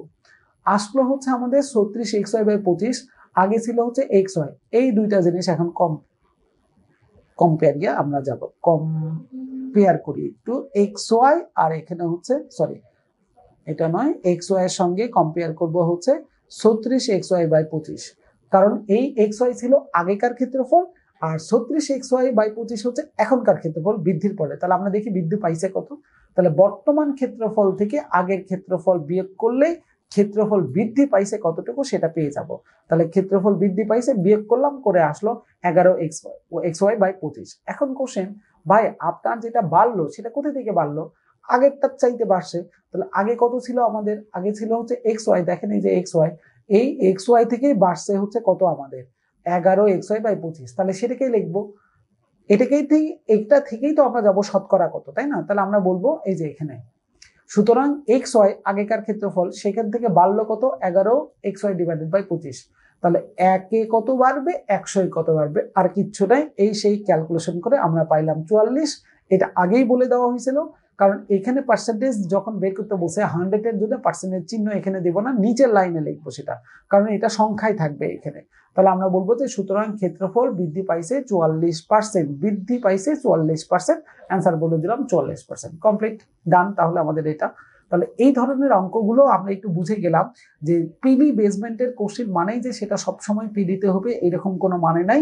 এটা অনেক সময় রিটেনের একটা পার্ট হিসাবেও কিন্তু ইউজ হইতেই পারে, বলাই যাবে না যে এটা রিটেনে ইউজ হবে না। ঠিক আছে, এটা কিন্তু হইতেই পারে। তাহলে এটা গেল হচ্ছে 2 নম্বর কোশ্চেনের অংশটুকু। তাহলে এরকম দেখে নেই আর কেমন কেমন কোশ্চেন গুলো থাকতে পারে।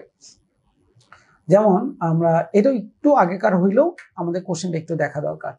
21তম বিসিএস এর একটা কোশ্চেন আমাদের, যে কোশ্চেনে তারা আমাদেরকে যেটা বললো সেটা হচ্ছে একটা ত্রিভুজ নিয়ে কাজ। ত্রিভুজের পরিসীমা হচ্ছে 36। পরিসীমা মানে কি? পরিসীমা মানে হচ্ছে সবগুলো বাহুর যোগফল। ধরেন এই বাহুটা এ, এই বাহুটা বি, এই বাহুটা সি। তাহলে এই এ যোগ বি যোগ সি যে কোনো একটা জিনিসের সবগুলো বাহুর যোগফলটাই আসে হচ্ছে তার পরিসীমা। পরিসীমা। তাহলে পৃথিবীতে যদি কখনো পরিসীমা শব্দটা পান কোনো জায়গায়, কথার কথা যে আপনি কোনো একটা জায়গায় পরিসীমা শব্দটা পাচ্ছেন, তাহলে মাথায় রাখবেন পরিসীমা মানেই হচ্ছে সেই জিনিসের সবগুলো বাহুর যোগফল। যেমন আমি যদি বলি যে ভাই এই মোবাইলটার পরিসীমা কত, বের করেন। মোবাইলের পরিসীমা মানে মোবাইলের এই দৈর্ঘ্য, এই প্রস্থ, এটা এটা, তার মানে সবগুলো বাহু যোগ করবেন, সবগুলো বাহুর যোগফলটাই হচ্ছে তার পরিসীমা। সেটা ত্রিভুজ হইতে পারে, সেটা আপনার চতুর্ভুজ হইতে পারে, সেটা আপনার এরকম পঞ্চভুজ হইতে পারে, বা সেটা আপনার এরকম ষড়ভুজ হইতে পারে। যেমনই হোক না কেন ভাই, আপনার পরিসীমা মানেই হচ্ছে সবগুলো বাহুর যোগফল। যতগুলো বাহু আছে সবগুলোর যোগফলে হচ্ছে তার পরিসীমা, সহজ কথা যেটা। ওকে, তাহলে এখন আমাদের কোশ্চেন অনুযায়ী, যে কোশ্চেনটা আমরা এখন সলভ করতেছি, এই কোশ্চেন অনুযায়ী যখন আমাদেরকে তারা বলল যে আপনি এটাকে কি করবেন, পরিসীমাটা বের করবেন। এখান থেকে কত পরিসীমা বের করব বলেই দিছে, 36 হবে আপনার পরিসীমা কোশ্চেনের প্রথম লাইনে। তাহলে আমরা এখান থেকে এটাই বলতে পারি যে এই এ যোগ বি যোগ সি এটাই সমান তাহলে আসবে হচ্ছে আমাদের পরিসীমা 36। আসলে ব্যাপারটা হচ্ছে এইরকম। এখন দেখেন মজার ব্যাপার, এখানে তারা বলেই দিছে যে এই বাহুগুলোর দৈর্ঘ্য, আমরা যেটাকে এবিসি বলতেছি তারা এটাকে এবিসি বলতেছে না। তারা আবার বলেও দিচ্ছে না যে এটার মান 3 বা 4 বা 5ই হবে, এটাও বলে দিচ্ছে না। তারা একটা রেশিও দিয়ে দিল যে আপনার এটার মান আসবে 3:4:5। ঠিক আছে, এই অনুপাতে 3টা বাহু নিতে হবে। তাহলে কি আমি এটা বলতে পারবো যে একটা বাহুর মান হচ্ছে 3, একটা বাহুর মান 4, একটা বাহুর মান 5? না, কারণ অনুপাতের অঙ্কগুলোতে আমরা সবাই এই গল্পটা শুনে আসছি যে অনুপাত কখনোই সংখ্যা হইতে পারবে না।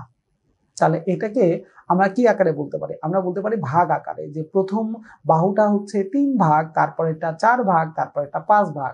তার মানে এই 5 ভাগ, 4 ভাগ আর 3 ভাগ সব মিলে 9 আর 3 12 ভাগ চলে আসে, তাই না? তখন আমরা বলতে পারি যে 12 ভাগের মধ্যে 3 ভাগ হচ্ছে প্রথমটা, 12 ভাগের মধ্যে এটা হচ্ছে আমাদের 4 ভাগ হচ্ছে দ্বিতীয়টা, 12 ভাগের মধ্যে 5 ভাগ হচ্ছে আমাদের তৃতীয়টা। এইভাবে তখন আমরা বলতে পারি ব্যাপারটা। কিন্তু এটা বলা যাবে না যে প্রথমটার মান 3, তারপর এটার মান 4, তারপর এটার মান 5, এটা বলা যাবে না। আপনাকে বলতে হবে 3 ভাগ, 4 ভাগ, 5 ভাগ। আর যদি সংখ্যা দিয়েই বলতে হয়, আমরাও এটা অনুপাতে শুনে আসছি, একটা ভেরিয়েবল অ্যাড করে দিতে হয়, গুণন করে দিতে হয়। যদি ভেরিয়েবলটা গুণন করে দেন তখন আমরা বলতে পারবো এটা বাহুর মান। যেমন প্রথমটা হচ্ছে সাইজ এক্স, এটা বলা যাবে বাহুর মান হচ্ছে সাইজ এক্স মিটার বা আপনার ফিট এরকম। দ্বিতীয় বাহুর মান 4x মিটার, কথার কথা। তৃতীয় বাহুর মান হচ্ছে 5x মিটার, এরকম করে আমরা তখন বলতে পারবো। ক্লিয়ার? তাহলে এখন আমরা সেইভাবে কথাটা নিলাম যে মনে করি ত্রিভুজের বাহু 3টি যথাক্রমে, আমরা একবারে নামও বলে দিলাম, মানও বলে দিলাম, একসঙ্গে দুইটা কাজ করে ফেলছি। বাহুগুলো যথাক্রমে প্রথম বাহুটা এ, এটা সমান 5x ধরে নিলাম, বি সমান হচ্ছে 4x, সি সমান হচ্ছে 5x। প্রশ্ন মতে এই 3টা বাহুর যোগফল a plus B plus C মানে হচ্ছে 36। আমি মানগুলো বসাই দিলাম একবারে, এখানে এর মান, বির মান, সি এখান থেকে বসাই দিলাম। 36 চলে আসলো, চলে আসলো, চলে আসলো, এক্স এর মান এটা।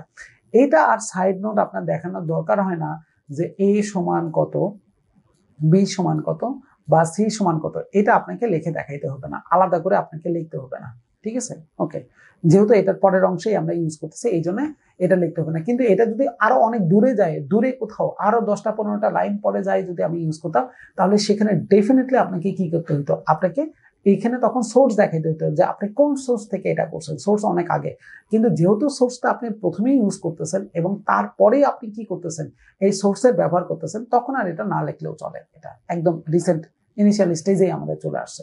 এখন আমরা বললাম যে বাহু তিনটি, তাহলে যথাক্রমে কি আসবে, এর মান ছিল 5x, এক্স এর মান আপনি পাইছেন 3, আমি আর এখানে বলে দিলাম না, সরাসরি 3 গুণন 3 9, দ্বিতীয় বাহুটা 4x, 4 গুণন x এর মান 3 12, তৃতীয় বাহুটার মান 5x, 5 ইন্টু x এর মান 3, তাহলে চলে আসলো 15। ওকে, তাহলে এখন আমরা এই কথাটা বলতে পারি যে ত্রিভুজের অর্ধপরিসীমা। কেন অর্ধপরিসীমা নিয়ে আসতেছি, কারণ ভাই আমাকে তো ত্রিভুজের ক্ষেত্রফল বের করতে বলছে। তাহলে বাহু যদি এরকম দেওয়া থাকে এবং সেই ক্ষেত্রে যদি আমাদের ত্রিভুজের ক্ষেত্রফল বের করতে হয়, তাহলে তো আমরা একটা রুলস জানি। সেই রুলসটা কি ছিল, বিখ্যাত আমাদের একটা ফর্মুলা ছিল যে ক্ষেত্রফল is equal to square root of S into S minus A S minus B, আর আরেকটা ছিল হচ্ছে S minus C, S minus হচ্ছে সি, ঠিক আছে এটা। আর এখানে হচ্ছে এই ফর্মুলা দিয়ে আমরা তখন ক্ষেত্রফল বের করতাম। এটা কিসের ফর্মুলা, এটা হচ্ছে ক্ষেত্রফল বের করার ফর্মুলা। আর এখানে দেখেন এ বি সি, এই তিনটা মানে কি বোঝানো হয়, এই তিনটা মানে তিনটা বাহুর মান বোঝানো হয়। আর এস দ্বারা কি বোঝানো হয়, এস দ্বারা বোঝানো হয় অর্ধ পরিসীমা, এটা দ্বারা বলা হয় অর্ধ পরিসীমা। এই অর্ধ পরিসীমা মানেটা কি, অর্ধ পরিসীমা মানে হচ্ছে পরিসীমার অর্ধেক। পরিসীমা মানে কি, তিন বাহুর যোগফল, অর্ধেক করে দেন অর্ধ পরিসীমা। তাহলে আমরা সেই কথাটা এখানে লিখে দিলাম যে ত্রিভুজটির অর্ধ পরিসীমা এস হইলে আমরা পাই এস ইজ ইকাল টু, পুরা পরিসীমা বলাই ছিল 36, অর্ধেক করে দেন অর্ধ পরিসীমা, চলে আসলো, সহজ কথা। এখন আমরা বললাম যে অতএব ত্রিভুজের ক্ষেত্রফল, যেটা আমরা জানি, এটা আর এখানে লিখতে হয়নি যে আমরা জানি, এটা না লিখে একবারে আমরা লিখে দিছি, এইভাবে লিখতে পারবে যে ত্রিভুজের ক্ষেত্রফল square root of S into S minus A S minus B S minus C.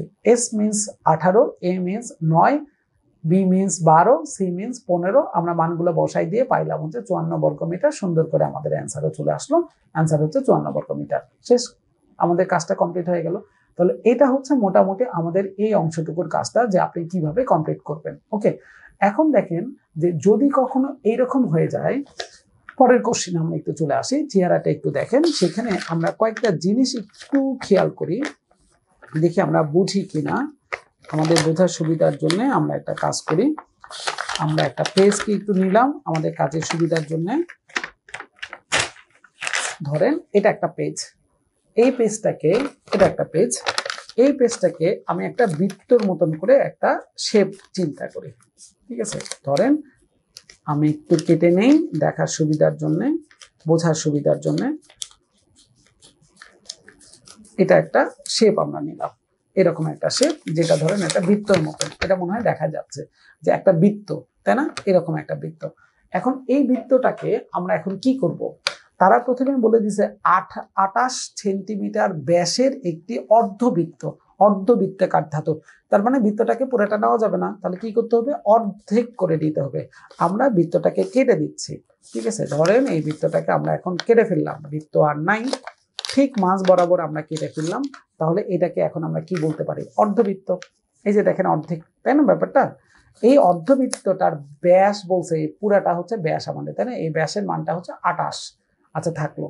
এখন আমরা এই বৃত্তটাকে কি করব, দেখেন কোশ্চেনের কথাটা একটু, এই সাইডটার সঙ্গে সঙ্গে কোশ্চেনের দিকেও একটু তাকাই, যে 28 সেন্টিমিটার ব্যাসের একটি অর্ধবৃত্তাকার ধাতুর পাত বাঁকিয়ে কোন আকৃতির কাপ তৈরি করা লাগবে।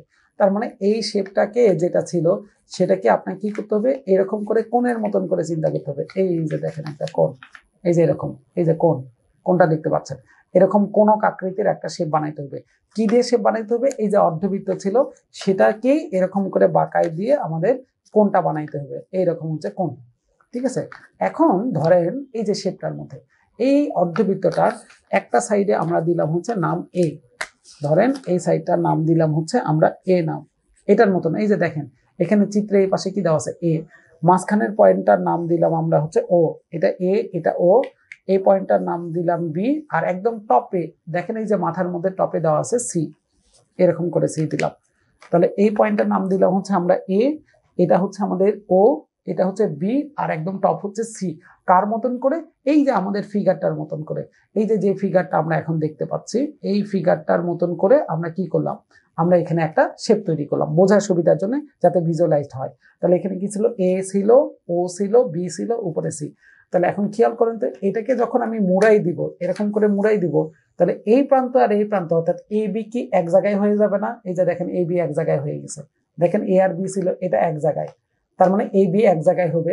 আর এই মাথার পয়েন্টটা হচ্ছে সি, তাহলে সি আসবে নিচে, আর এই পয়েন্টটা যেটা ছিল এই যে মাঝখানের পয়েন্টটা ও, এটা চলে যাবে হচ্ছে আমাদের ঠিক কোথায়, এই কোণকের মাথার মধ্যে। এই মাথার মধ্যে তাহলে কি চলে আসলো, এই মাথার মধ্যে চলে আসলো হচ্ছে আমাদের ও, এই যে দেখেন ও, আমিও তাই দিছি, এই যে মাথার মধ্যে ও। আবার এ আর বি যেটা দুইটা প্রান্ত ছিল এইরকম করে নিয়ে আসছেন, তাহলে এ আর বি এই দুইটা প্রান্ত এখানে চলে আসলো, এই যে দেখেন এই প্রান্ত এ বি, আমিও তাই দিয়ে দিছি।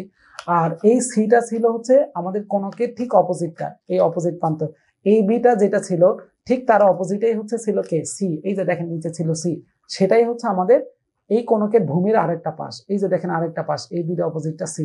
তাহলে আশা করি আপনাদের ভিজুয়ালাইজ পাওয়ারটা হয়ে গেছে, যে এই অর্ধগোলকটাকে যেটার নাম আমরা এখানে দিছিলাম বি, এখানে ও, এখানে এ, আর এই টপটা হচ্ছে সি। তাহলে এটাকে মুড়ায়ে যদি আমি একটা শেপ তৈরি করি, কি শেপ, এটা মুড়ায়ে আমরা শেপ তৈরি করলাম কোণকের, ঠিক আছে, এই হচ্ছে কোণকের শেপ। তাহলে এই কোণকটার যেটা আমরা পাইছিলাম সেই কোণকটা, তাহলে একটা প্রান্ত গেল এ বি, আরেকটা প্রান্ত গেল সি, আর মাথার মধ্যে এই যে ছিল ও, দেখেন ওটাই গেল মাথার মধ্যে। তাহলে এই ফিগারটার সঙ্গে পরের ফিগারটার সম্পর্কটাই হচ্ছে সব থেকে ইম্পর্টেন্ট এই জায়গাটায়। তাহলে এই অংশগুলো বোঝাটা হচ্ছে জরুরি। এই জন্য জিওমেট্রি যদি আমরা বাসায় করতে যাই, এরকম ফিগার টিকার নিয়ে একটু কাগজ কলম দিয়ে কেটে টেটে যদি একটু চিন্তা করা যায়, তাহলে আমাদের চিন্তাটা একটু ইজি হয়, আমরা দ্রুত কিন্তু একটু বুঝতে পারি এখানে। তাহলে প্রথম কথা, আমরা অর্ধগোলক যেটা নিলাম তার ব্যাস বলে দিছে 28, একটা প্রান্ত এ বললাম, বি বললাম, মাঝখানে পয়েন্টটা ও বললাম, উপরে পয়েন্টটা সি বলে দিলাম। এটাকে মুড়াই যখন বানাইলাম কোন, তার সিআরটা এখানে এবি, এই এবি প্রান্ত এখানে চলে যাবে, সি এখানে চলে যাবে, আর ওটা যেটা ছিল টপ মাথা সেটা হচ্ছে উপরে উঠে গেল। ওকে, তাহলে এই পর্যন্ত। একটু আগে বলছিলাম ফিগারের চিত্রটা, যেটা আপনি ফিগার বা চিত্র যেটা দিচ্ছেন নামটা দেওয়ার চেষ্টা করবেন। তাহলে আমরা নিচে নাম দিয়ে দিলাম চিত্র, অর্ধবৃত্তাকার পাত চিত্র, এটা কিসের, এটা হচ্ছে কোণকের চিত্র, আমরা দিয়ে দিলাম। যদিও স্যার তো জানেই যে প্রথমটা অর্ধবৃত্ত, স্যার কি জানে না? জানে। পরেরটা যে কোণকের ফিগার, সেটা কি স্যার বুঝতে পারছে না? অবশ্যই বুঝতে পারছে। কিন্তু আমরা করতেছি কেন? আমরা করতেছি আমাদের জিনিসটা ক্লিয়ার করার জন্য, যে আমি এখানে ক্লিয়ার করে দিলাম যে হ্যাঁ স্যার, আমি এটা মানে এটাই বুঝাচ্ছি, এটা মানে হচ্ছে এটাই বুঝাচ্ছি। এই জিনিসটা ক্লিয়ার করার জন্যই হচ্ছে আমরা এই কাজটা করে দিলাম। ওকে, তাহলে আমাদের প্রথম অংশটুকুর কাজটা কমপ্লিট হয়ে গেল। এইবারে চলে আসেন হচ্ছে আমরা দ্বিতীয় অংশটুকু, অর্থাৎ এটাকে এখন ভাঙাবো। 28 সেন্টিমিটার ব্যাসের একটি অর্ধবৃত্তাকার ধাতুর পাত বাঁকিয়ে কোন আকৃতির কাপ তৈরি করলে কাপটির গভীরতা, ধারণ ক্ষমতা, দেখেন দুইটা জিনিস কিন্তু, একবার বলছে গভীরতা, আরেকবার বলছে ধারণ ক্ষমতা। গভীরতা আরেকবার হচ্ছে ধারণ ক্ষমতা, দুইটা কিন্তু দুই জিনিস। গভীরতা মানে কি, হাইট, এই যে উপর থেকে নিচ পর্যন্ত, এটা একটা কোণক, কথার কথা। এই কোণকের এটা হচ্ছে মিডিল পয়েন্ট, বেস পয়েন্টার, এখান থেকে এই পর্যন্ত এই দাগটাকে আমরা বলতেছি হাইট, অর্থাৎ এইচ। এটার মানকে আমরা বলতেছি এখানে গভীরতা, এই হাইটটাকে আমরা বলতেছি গভীরতা। আর আরেকটা হচ্ছে ধারণ ক্ষমতা। ধারণ ক্ষমতা কোনটা? ধরেন এটা হচ্ছে আমার কোণকটা, এই কোণকের ধারণ ক্ষমতা মানে এই কোণকের মাঝখানে কতটুকু জায়গা আছে, এই মাঝখানের জায়গাটুকু, লাল কালারের জায়গাটুকু, এটা কতটুকু, কতটুকু আইসক্রিম ধরবে ভিতরে, এই ভিতরের জায়গাটুকুকে আমরা বলতেছিলাম এটা হচ্ছে ধারণ ক্ষমতা, এটা হচ্ছে ধারণ ক্ষমতা। আর এই উপর থেকে নিচে যেটা, সেটাকে আমরা বলতেছিলাম গভীরতা।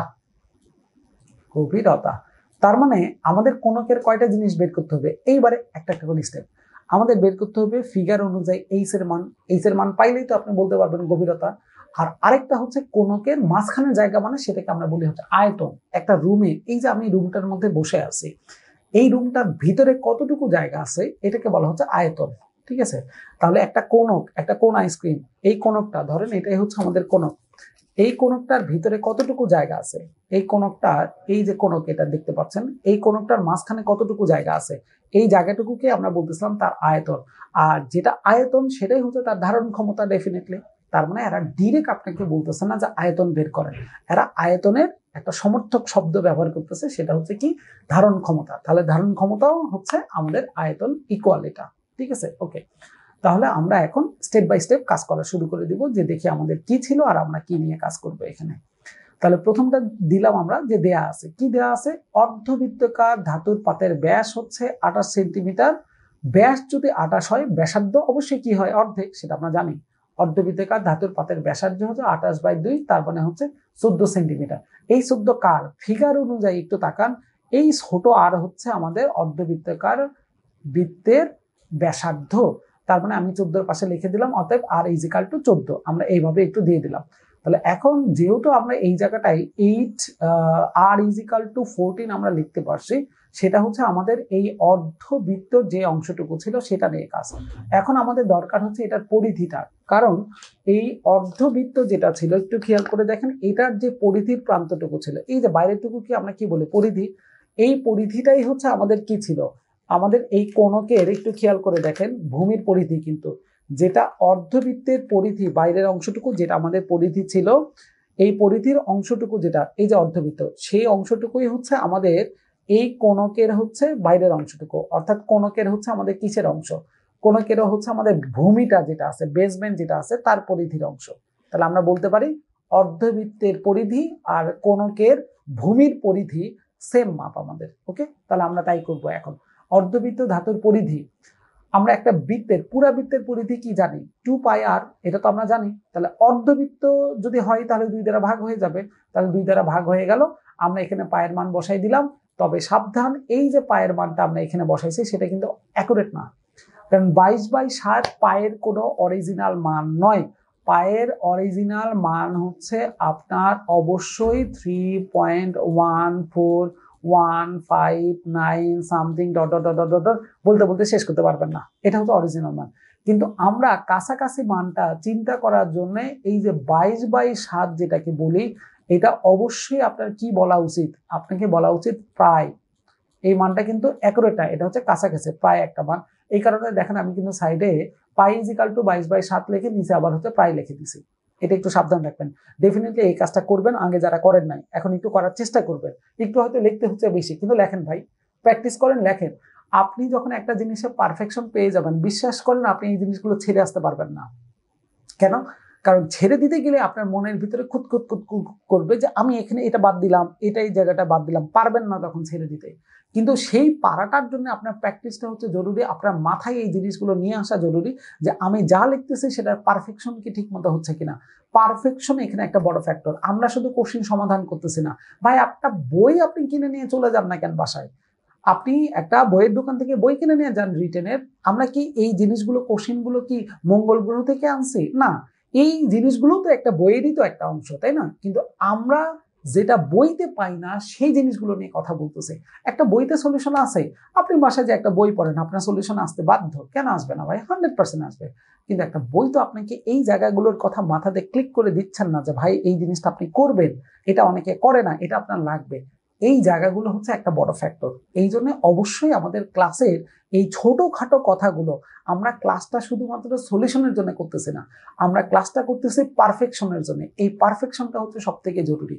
এই জন্যই হচ্ছে আপনাকে অবশ্যই ক্লাস করতে হবে, দেন নিজে প্র্যাকটিস করতে হবে। আমার করা দেখে আপনার কোনো লাভ হবে না যদি না নিজে প্র্যাকটিস না করে। এই জন্য একটু সাবধান সবাই। তাহলে আমরা এখানে বলে দিলাম পায়ের মানটা হচ্ছে 22/7, সেটা হচ্ছে প্রায়। তাহলে আমরা এখান থেকে 2/2 করলাম, পায়ের মান 22/7 বসালাম, আর এর মান 14 বসাই দিয়ে আসলাম। তাহলে আমরা মান পাইলাম হচ্ছে 44। এই 44টা কি? এটা হচ্ছে অর্ধবৃত্তাকার ধাতুর পরিধি। তাহলে আমরা বলতে পারি যে কোণকের ভূমির পরিধি হচ্ছে, তাহলে কি চলে আসে, একটা জিনিসের পরিধি কি চলে আসে, 2πrই তো আসে, তাই না? তাহলে এটার আবার পরিধি দেখেন, আমরা ব্যাসার্ধ আগেরটা বলছি আর, এটাকে আর বললাম না, অর্থাৎ ছোট হাতের আর না বলে আমরা বড় হাতের আর দিয়ে দিলাম। কেন? দুইটা সেপারেট করার জন্য, যে ছোট আর মানে হচ্ছে অর্ধবৃত্তের আমাদের ব্যাসার্ধ, আর বড় আর মানে হচ্ছে কোণকের ভূমির হচ্ছে ব্যাসার্ধ। ওকে, ডান। তাহলে কোণকের ভূমি হোক আর যাই হোক, কোণকের ভূমিটা কি? এই কোণকের ভূমিও তো এক ধরনের বৃত্ত, তাই না? দেখেন তো এই আমাদের কোণকের যে ভূমিটা, এই যে কোণক, এটার যে ভূমি, এটা তো এক ধরনের বৃত্তের মতনই শেপ চলে আসে, তাই না? তাহলে আমরা এখান থেকে তাই বললাম যে কোণকের ভূমির পরিধি হচ্ছে 2π r। তার মানে এটার মান কোশ্চেন তো আমরা পাই গেছি যে এই কোণকের ভূমির পরিধি আর অর্ধবৃত্তাকার ধাতুর পরিধি একই। তাহলে আমরা এটা আর এর মান জানি না, কিন্তু 2π r যেটা আছে সেটার মান যে পুরোটা 44 সেটা তো জানি।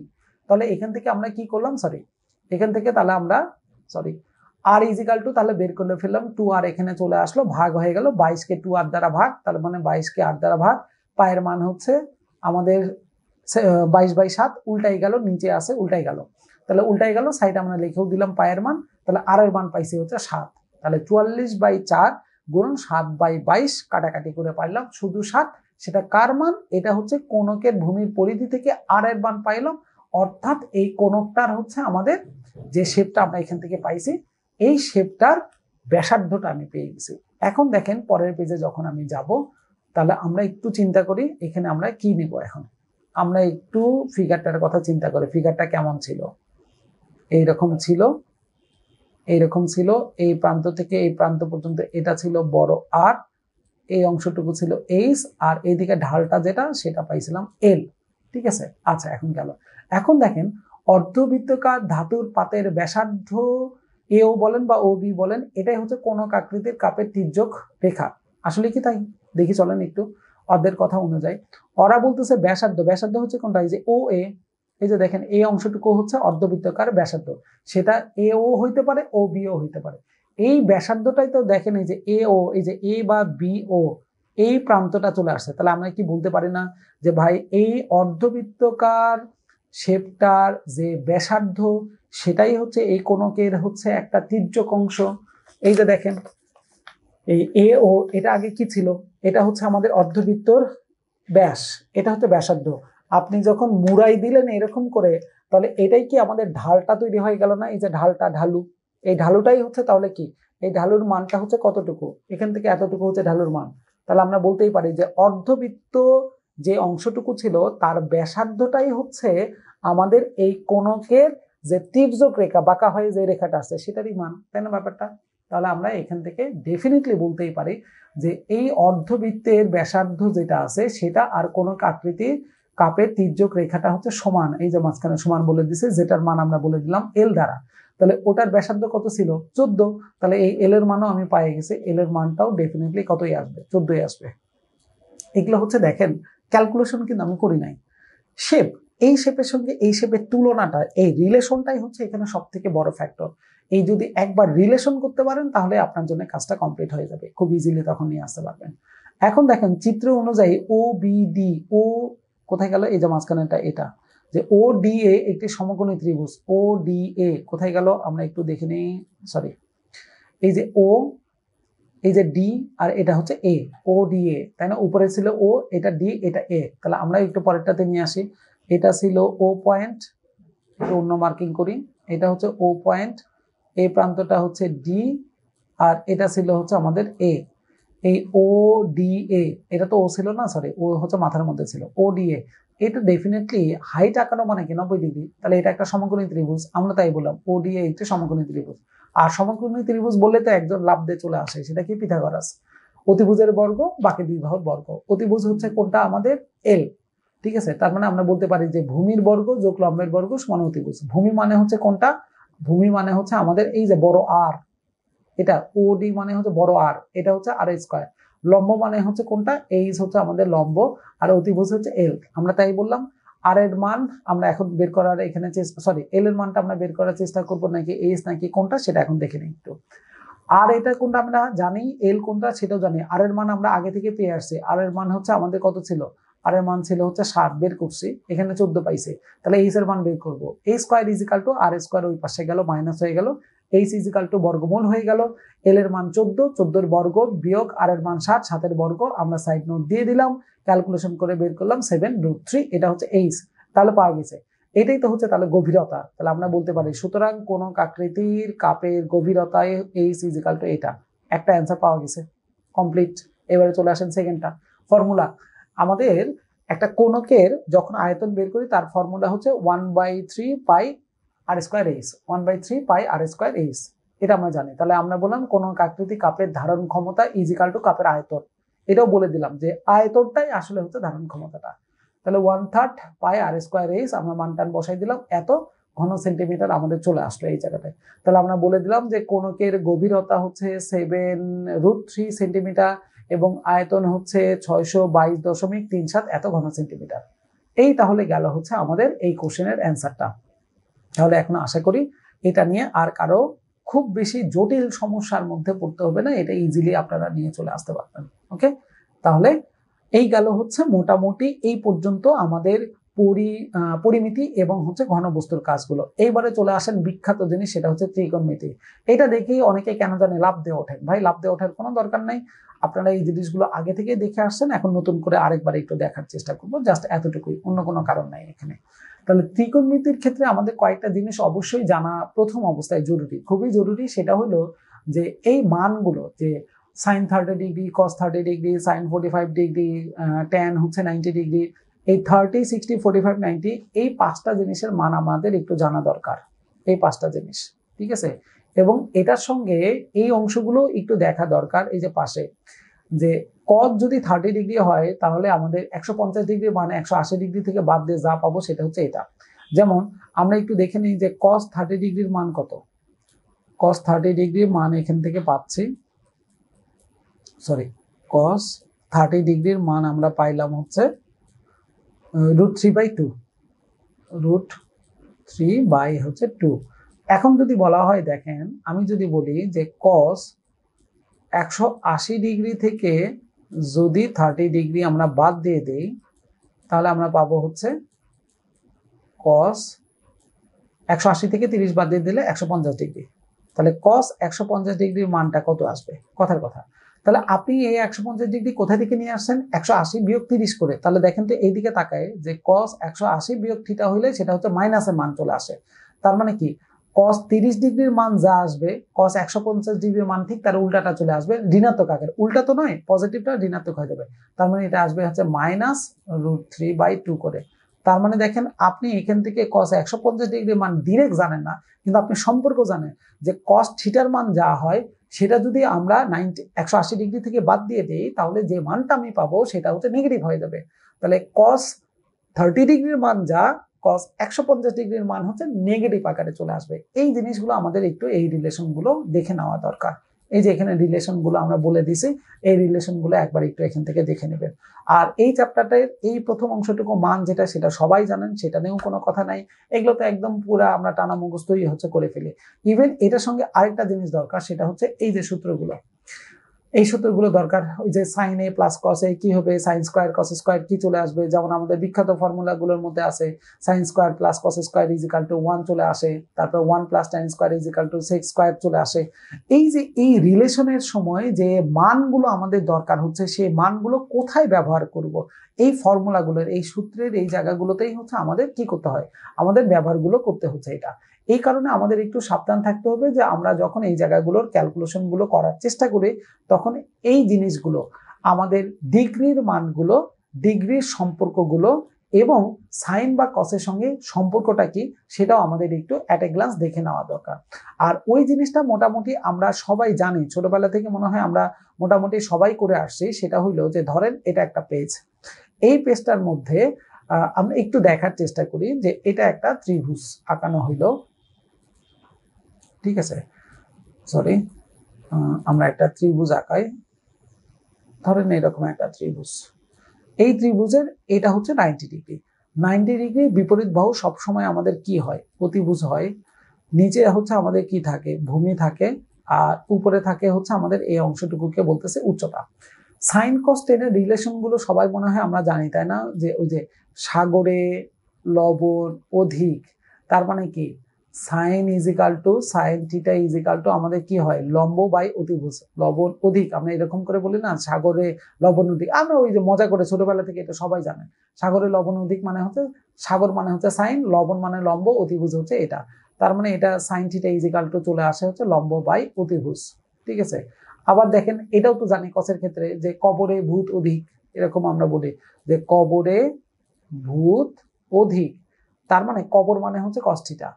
এই cos θ এর মানটা তাহলে কত চলে আসবে? cos θ আসবে ভূমি বাই অতিভুজ। cos θ মানে হচ্ছে ভূমি ডিভাইডেড বাই হচ্ছে অতিভুজ, ঠিক আছে। আবার এটাও পড়ে আসছে হচ্ছে আমরা টেরা লম্বা ভূত, এরকম করে আমরা পড়ে আসছি যে টেরা, মনে রাখার জন্য টেরা লম্বা ভূত। এই টেরা লম্বা ভূত মানে কি? এটা হচ্ছে ট্যান থিটা, ঠিক আছে। এই tan theta is equal two লম্ব বাই হচ্ছে ভূমি, এই লম্ব বাই ভূমি।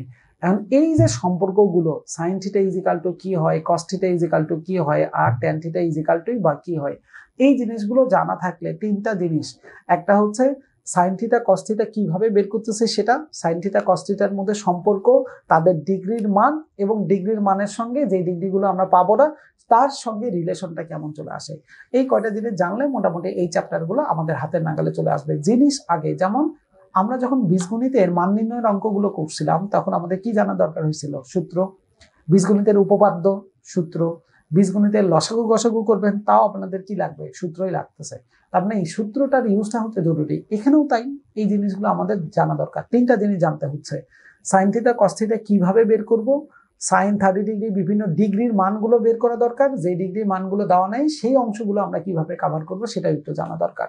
এগুলো রিলেশনে আমরা একটু দেখে নিলে এই জিনিসগুলো পারবো। আমরা ইউজ দেখি তাহলে আমরা একটু আরো ক্লিয়ার করতে পারবো জিনিসটা আসলে কিভাবে ইউজ হবে। যেমন ধরেন এটা 38তম বিসিএস এর একটা কোশ্চেন যে 7 sin square theta plus 3 cos square theta is equal two 4 হইলে tan থিটার মান বের করেন। দেখেন দেওয়া আছে সাইন আর কস, দুইটার যোগফল দেওয়া আছে, আপনাকে বের করলো এই দুইটা যোগফল থেকে হচ্ছে কার মান? আমাদের tan থিটার মান বের করতে হবে। এখন কিভাবে আমরা একটু চলেন দেখার চেষ্টা করি। আমরা প্রথমে লিখলাম যে 7 sin square theta plus 3 cos square theta is equal two 4। এই সাইন স্কয়ারকে ভাঙ্গাই দিলাম, কেমনে ভাঙ্গাইলাম সেটা হচ্ছে এখন দেখার বিষয়, ঠিক আছে। তাহলে আমরা একটু ভাঙ্গানোর জিনিসটা একটু দেখার চেষ্টা করি। এই যে এখান থেকে দেখেন তো sine square plus cos square theta is equal to কি হয়? 1 হয়। তাহলে আমি কি এখানে sine square theta is equal two sign cos square ওই পাশে গেলে মাইনাস হয়ে যাবে, তাহলে 1 বিয়োগ আমাদের আসবে হচ্ছে কস স্কয়ার থিটা, তাই না?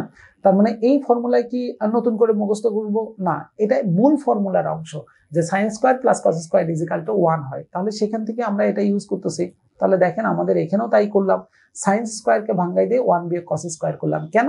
এই পাশে কস আছে, এই পাশে কস নিব, তাহলে কস কস দিয়ে একটা কিছু কাজ করানো যাবে, ঠিক আছে। এই বেশি আবার কস কসানি করতে যাবেন না, তাহলে কিন্তু আবার বিপদের মধ্যে পড়ে যাবেন, ঠিক আছে, মাথা নষ্ট হয়ে যাবে তখন।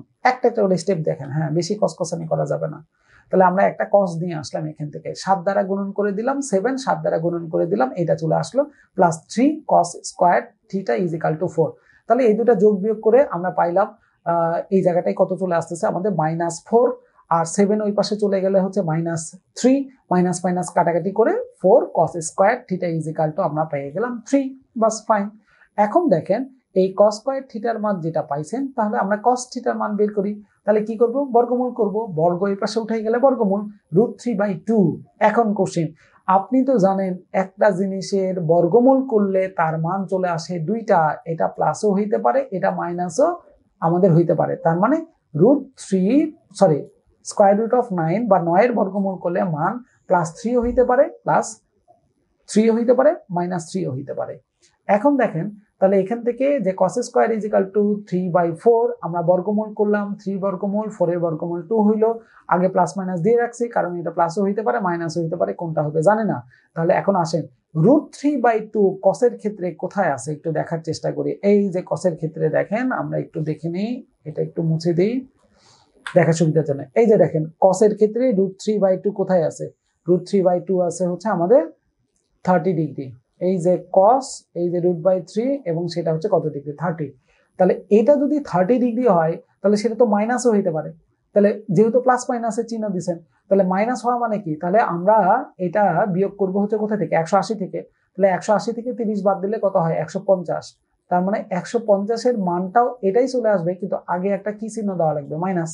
এই কারণেই দেখেন এখান থেকে আমরা বলে দিলাম যে এটার মানটা তাহলে 30ও হইতে পারে, 150ও হইতে পারে। কোনটা হবে এটা আমরা এক্স্যাক্টলি বলতে পারবো না, কারণ মান তো প্লাসও হইতে পারে মাইনাস। যদি শুধু প্লাস বলতেন একদম কনফার্ম 30 ডিগ্রি, 30 ডিগ্রি মান √3/2। যদি আপনি এক্স্যাক্টলি মাইনাস বলে দিতেন একদম কনফার্ম যে cos আমাদের 150 ডিগ্রি মান হচ্ছে -√3/2। কিন্তু এখানে তো তা নয়, এখানে তো আমাদের ছিল কি প্লাস মাইনাস, এই জন্য দুটাই ইউজ করতে হয়েছে। আমরা সাইড নোট দিয়ে দিলাম যে cos 30 ডিগ্রির মান এটা হয় এবং cos 90 ডিগ্রি 150 এর মান এটা হয়। এখান থেকে আমরা তাহলে থিটার মানটা বের করে ফেললাম যে কত চলে আসবে। ডান। এখন দেখেন, যদি এই জায়গাটায় যে থিটা যদি 30 ডিগ্রি হয় তাহলে tan থিটার মান কত, tan 30 ডিগ্রি। তাহলে tan 30 ডিগ্রি মান কত, 1/√3। এটা আমাদের মুখস্থ। কোথায় থেকে মুখস্থ, এই যে tan, এই যে হচ্ছে 30 ডিগ্রি, তাহলে tan 30 ডিগ্রি মান হচ্ছে 1/√3। ঠিক আছে, তাহলে আমরা পেয়ে গেলাম। এখন দরকার হচ্ছে ভাই আপনি তো tan 30 ডিগ্রি মান পাইছেন, ঠিক আছে, তাহলে এখান থেকে আমরা পাইলাম হচ্ছে মানটা কত, 1/√3। কিন্তু এখন তো এই যে থিটার মান 150 হইলে তো tan 150 ডিগ্রি মান কেমনে বের করব, এটার জন্য আমাদের এই কাহিনীটা। এই যে দেখেন, tan 180 ডিগ্রি বিয়োগ থিটা হইলে তার মানটা কি চলে আসে, নেগেটিভ। তাহলে এটাও তাই, যদি আপনি 30 নিয়ে কাজ করেন তাহলে 180 থেকে 30 বাদ দিলে 150, তার মানে tan 150 এর মান হচ্ছে নেগেটিভ। তাহলে এটা যদি আমাদের প্লাস চলে আসে তাহলে এটা চলে আসবে মাইনাস।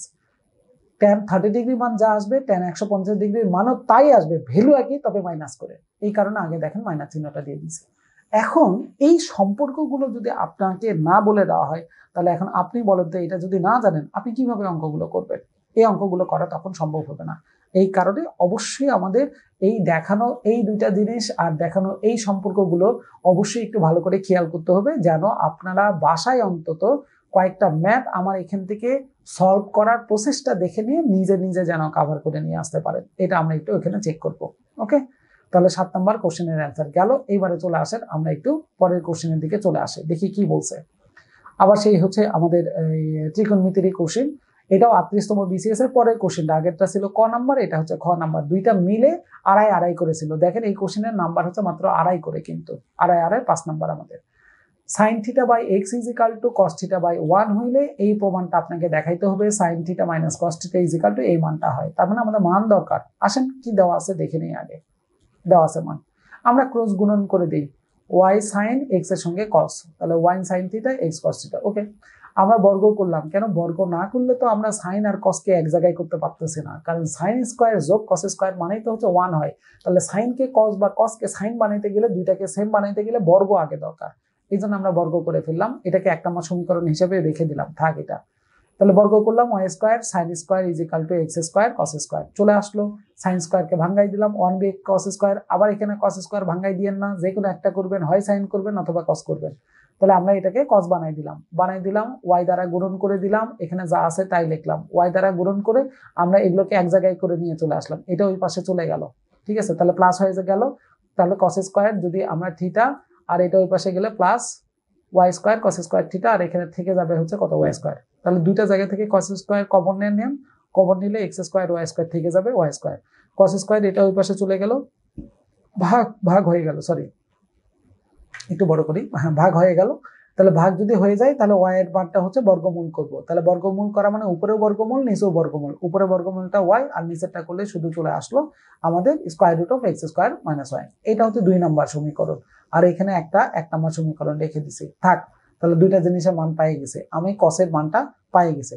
তাহলে এখানে তো মনে হয় কিছু একটা অ্যাপ্লাই করাই যায়, তাই না? তাহলে এবারে চলে আসেন আবার 1 নম্বর যেটা ছিল, 1 নম্বরে আমরা কি পাইছিলাম সেটা তো দেখেই আসছি, X Y square sine square is equal to X square cos square, এটা আমরা পাইছিলাম প্রথমটা। এখানে আমরা এই জায়গাটা কি করব, আগেরটা সাইনকে ভাঙাইছিলাম, এবারে কসেক ভাঙাবো। চলেন কসকে ভাঙাই দিয়ে সাইন করে দিলাম, সেম অ্যাজ সাইন থিটার মান বের করলাম। ঠিক আছে, কেন করলাম, কারণ আগেরটা থেকে কস থিটার মান বের করছিলাম, এই যে কস থিটার মান, এবারে দরকার হচ্ছে আমার কোনটা, সাইন তো দরকার। এই কারণে সেম প্রসেসে, একই প্রসেসে দেখেন আমরা সাইন থিটার মান বের করলাম। আর কোশ্চেনে প্রমাণ করতে বলছিল কোনটা, এই যে দেখেন সাইন বিয়োগ কস, তাহলে আমরাও তাই করবো মানের। তাহলে সাইনের মান পাইছেন, আগের পেজে কজের মান পাইছেন, তাহলে সাইন বিয়োগ কস করে দিলাম, এটা হচ্ছে সাইনের মান, এটা কজের মান। তাহলে আমরা দুইটার লসাগু একই পাইলাম, এক্স মাইনাস ওয়াই করে দিলাম, প্রমাণ হয়ে গেল, অ্যান্সার প্রমাণিত, শেষ কাহিনী। তাহলে আশা করি এই অংশটুকু সবাই বুঝে গেছেন। এখানে দেখেন আমাদের সূত্র ওটা নিয়ে হচ্ছে কাজ করতে হয়েছে, এরকম বেসিক কিছু সূত্র নিয়ে হচ্ছে আমাদের এই জায়গাগুলোর কাজকর্মগুলো।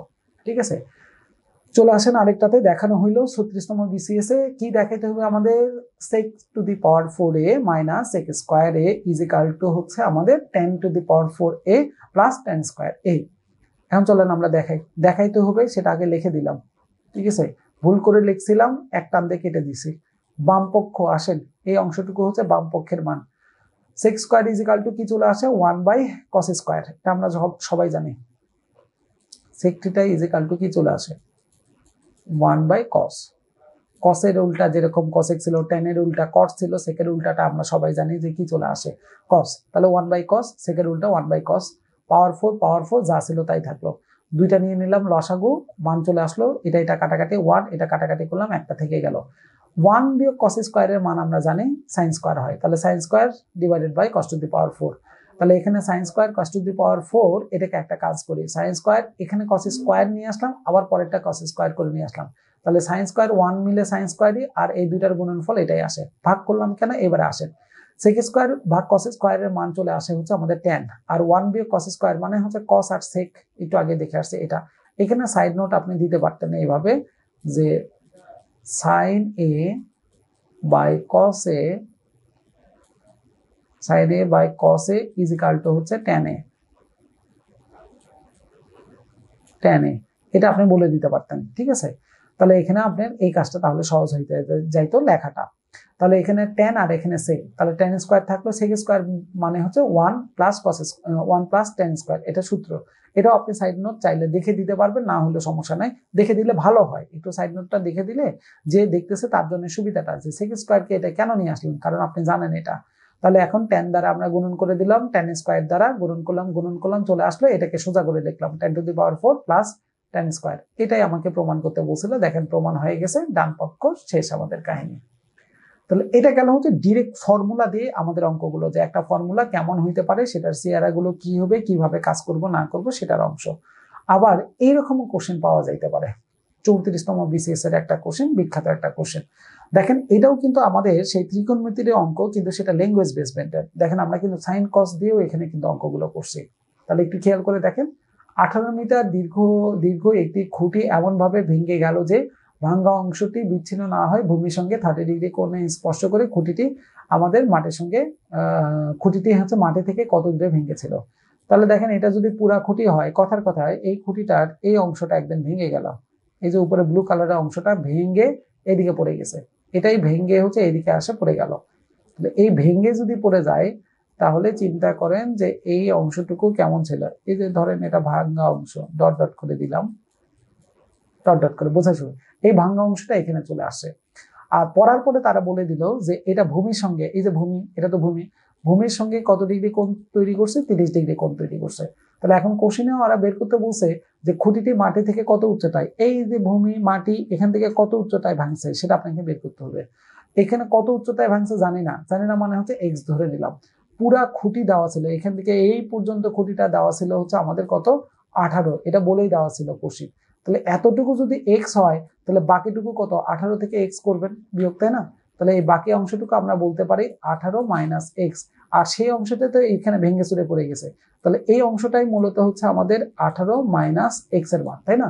তাহলে এই চিত্রটাই দেখেন আমরা এই জায়গাটা একটু সুন্দর করে আঁকাইছি, এই যে এখানে এটা ভূমি, এটা হচ্ছে ভাঙ্গা অংশ এক্স, পুরাটা ছিল হচ্ছে 18 বলে দিলাম। তাহলে বাকি অংশ 18 বিয়োগ এক্স, সেটা ভেঙে এই পাশে পড়ে গেছে, তাহলে এটাই 18 বিয়োগ এক্স এর মান। ক্লিয়ার? ওকে, তাহলে আমরা বলে দিলাম এখানে যে ধরি খুঁটিটি মাটি থেকে এক্স মিটার দূরে ভাঙছে, এই যে মাটি থেকে এক্স মিটার দূরে ভেঙে গেছে, ভাঙলো। তারপরে বললো যে ভাঙ্গা অংশের দৈর্ঘ্য 18 বিয়োগ এক্স, এই যে ভাঙ্গা অংশের দৈর্ঘ্য 18 বিয়োগ এক্স। আমরা জানি ভূমি, এখানে জানেন কার কার মান একটু খেয়াল করে দেখেন তো, আপনি জানেন লম্বের মান, আপনি জানেন অতিভুজ। তাহলে ওই যে সাগরে লবণ অধিক, লম্ব আর অতিভুজ দিয়েই তো ভূমির মানটা বের করতে হবে।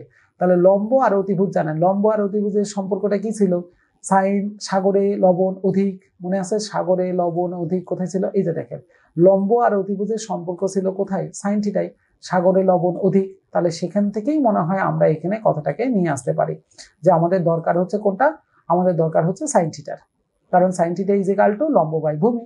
তাহলে সাইন থিটার মানে হচ্ছে এখানে কত 30 ডিগ্রি আমরা বসাই দিলাম, লম্বের মান এইচ, ভূমির মান আমরা জানি হচ্ছে সরি আমাদের লম্বের মান এইচ, হ্যাঁ, আর এখানে হচ্ছে অতিভুজের মান 18 মাইনাস এইচ এক্স বসাই দিলাম। সাইন 30 ডিগ্রির মান কত, সাইন 30 ডিগ্রির মান আমাদের এগুলো মুখস্থ থাকতে হবে। এই যে সাইন 30 ডিগ্রির মান হচ্ছে হাফ আমাদের, ঠিক আছে। তাহলে সেই হাফটাই হচ্ছে আমরা এখানে ইউজ করছি, সাইন 30 ডিগ্রির মান হচ্ছে হাফ, এক্স বাই 18 বিয়োগ এক্স, আর বলার কিচ্ছু নেই, সলভ করে এক্স এর মান চলে আসলো, সেটাই তাহলে আমাদের কাঙ্ক্ষিত অ্যান্সার। সুতরাং খুঁটিটি মাটি থেকে এক্স উচ্চতায় অর্থাৎ হচ্ছে 6 মিটার উঁচুতে ভেঙেছিল। Answer 6 metre. এই হচ্ছে মোটামুটি আমাদের এই চ্যাপ্টারের অঙ্কগুলো ছিল, যেটা নিয়ে আমাদের কাজগুলো কভার করতে হয়েছে। ওকে, তাহলে আশা করি আপনারা এই চ্যাপ্টারের অংশগুলো বুঝে গেছেন। এটা নিয়ে আর ইনশাল্লাহ সমস্যা হওয়ার কথা নয়, কিন্তু ডেফিনেটলি বারবার করে যেটা বলা হয় সেটা হচ্ছে বাসার কাজ। এই বাসার অংশটুকু আপনাকে অবশ্যই কি করতে হবে, কভার করে নিয়ে আসতে হবে, তাহলে আপনি ইজিলি এটা কাজগুলো করতে পারবেন। ওকে, তাহলে আজকের মতন আল্লাহ হাফেজ, সবাই ভালো থাকবেন।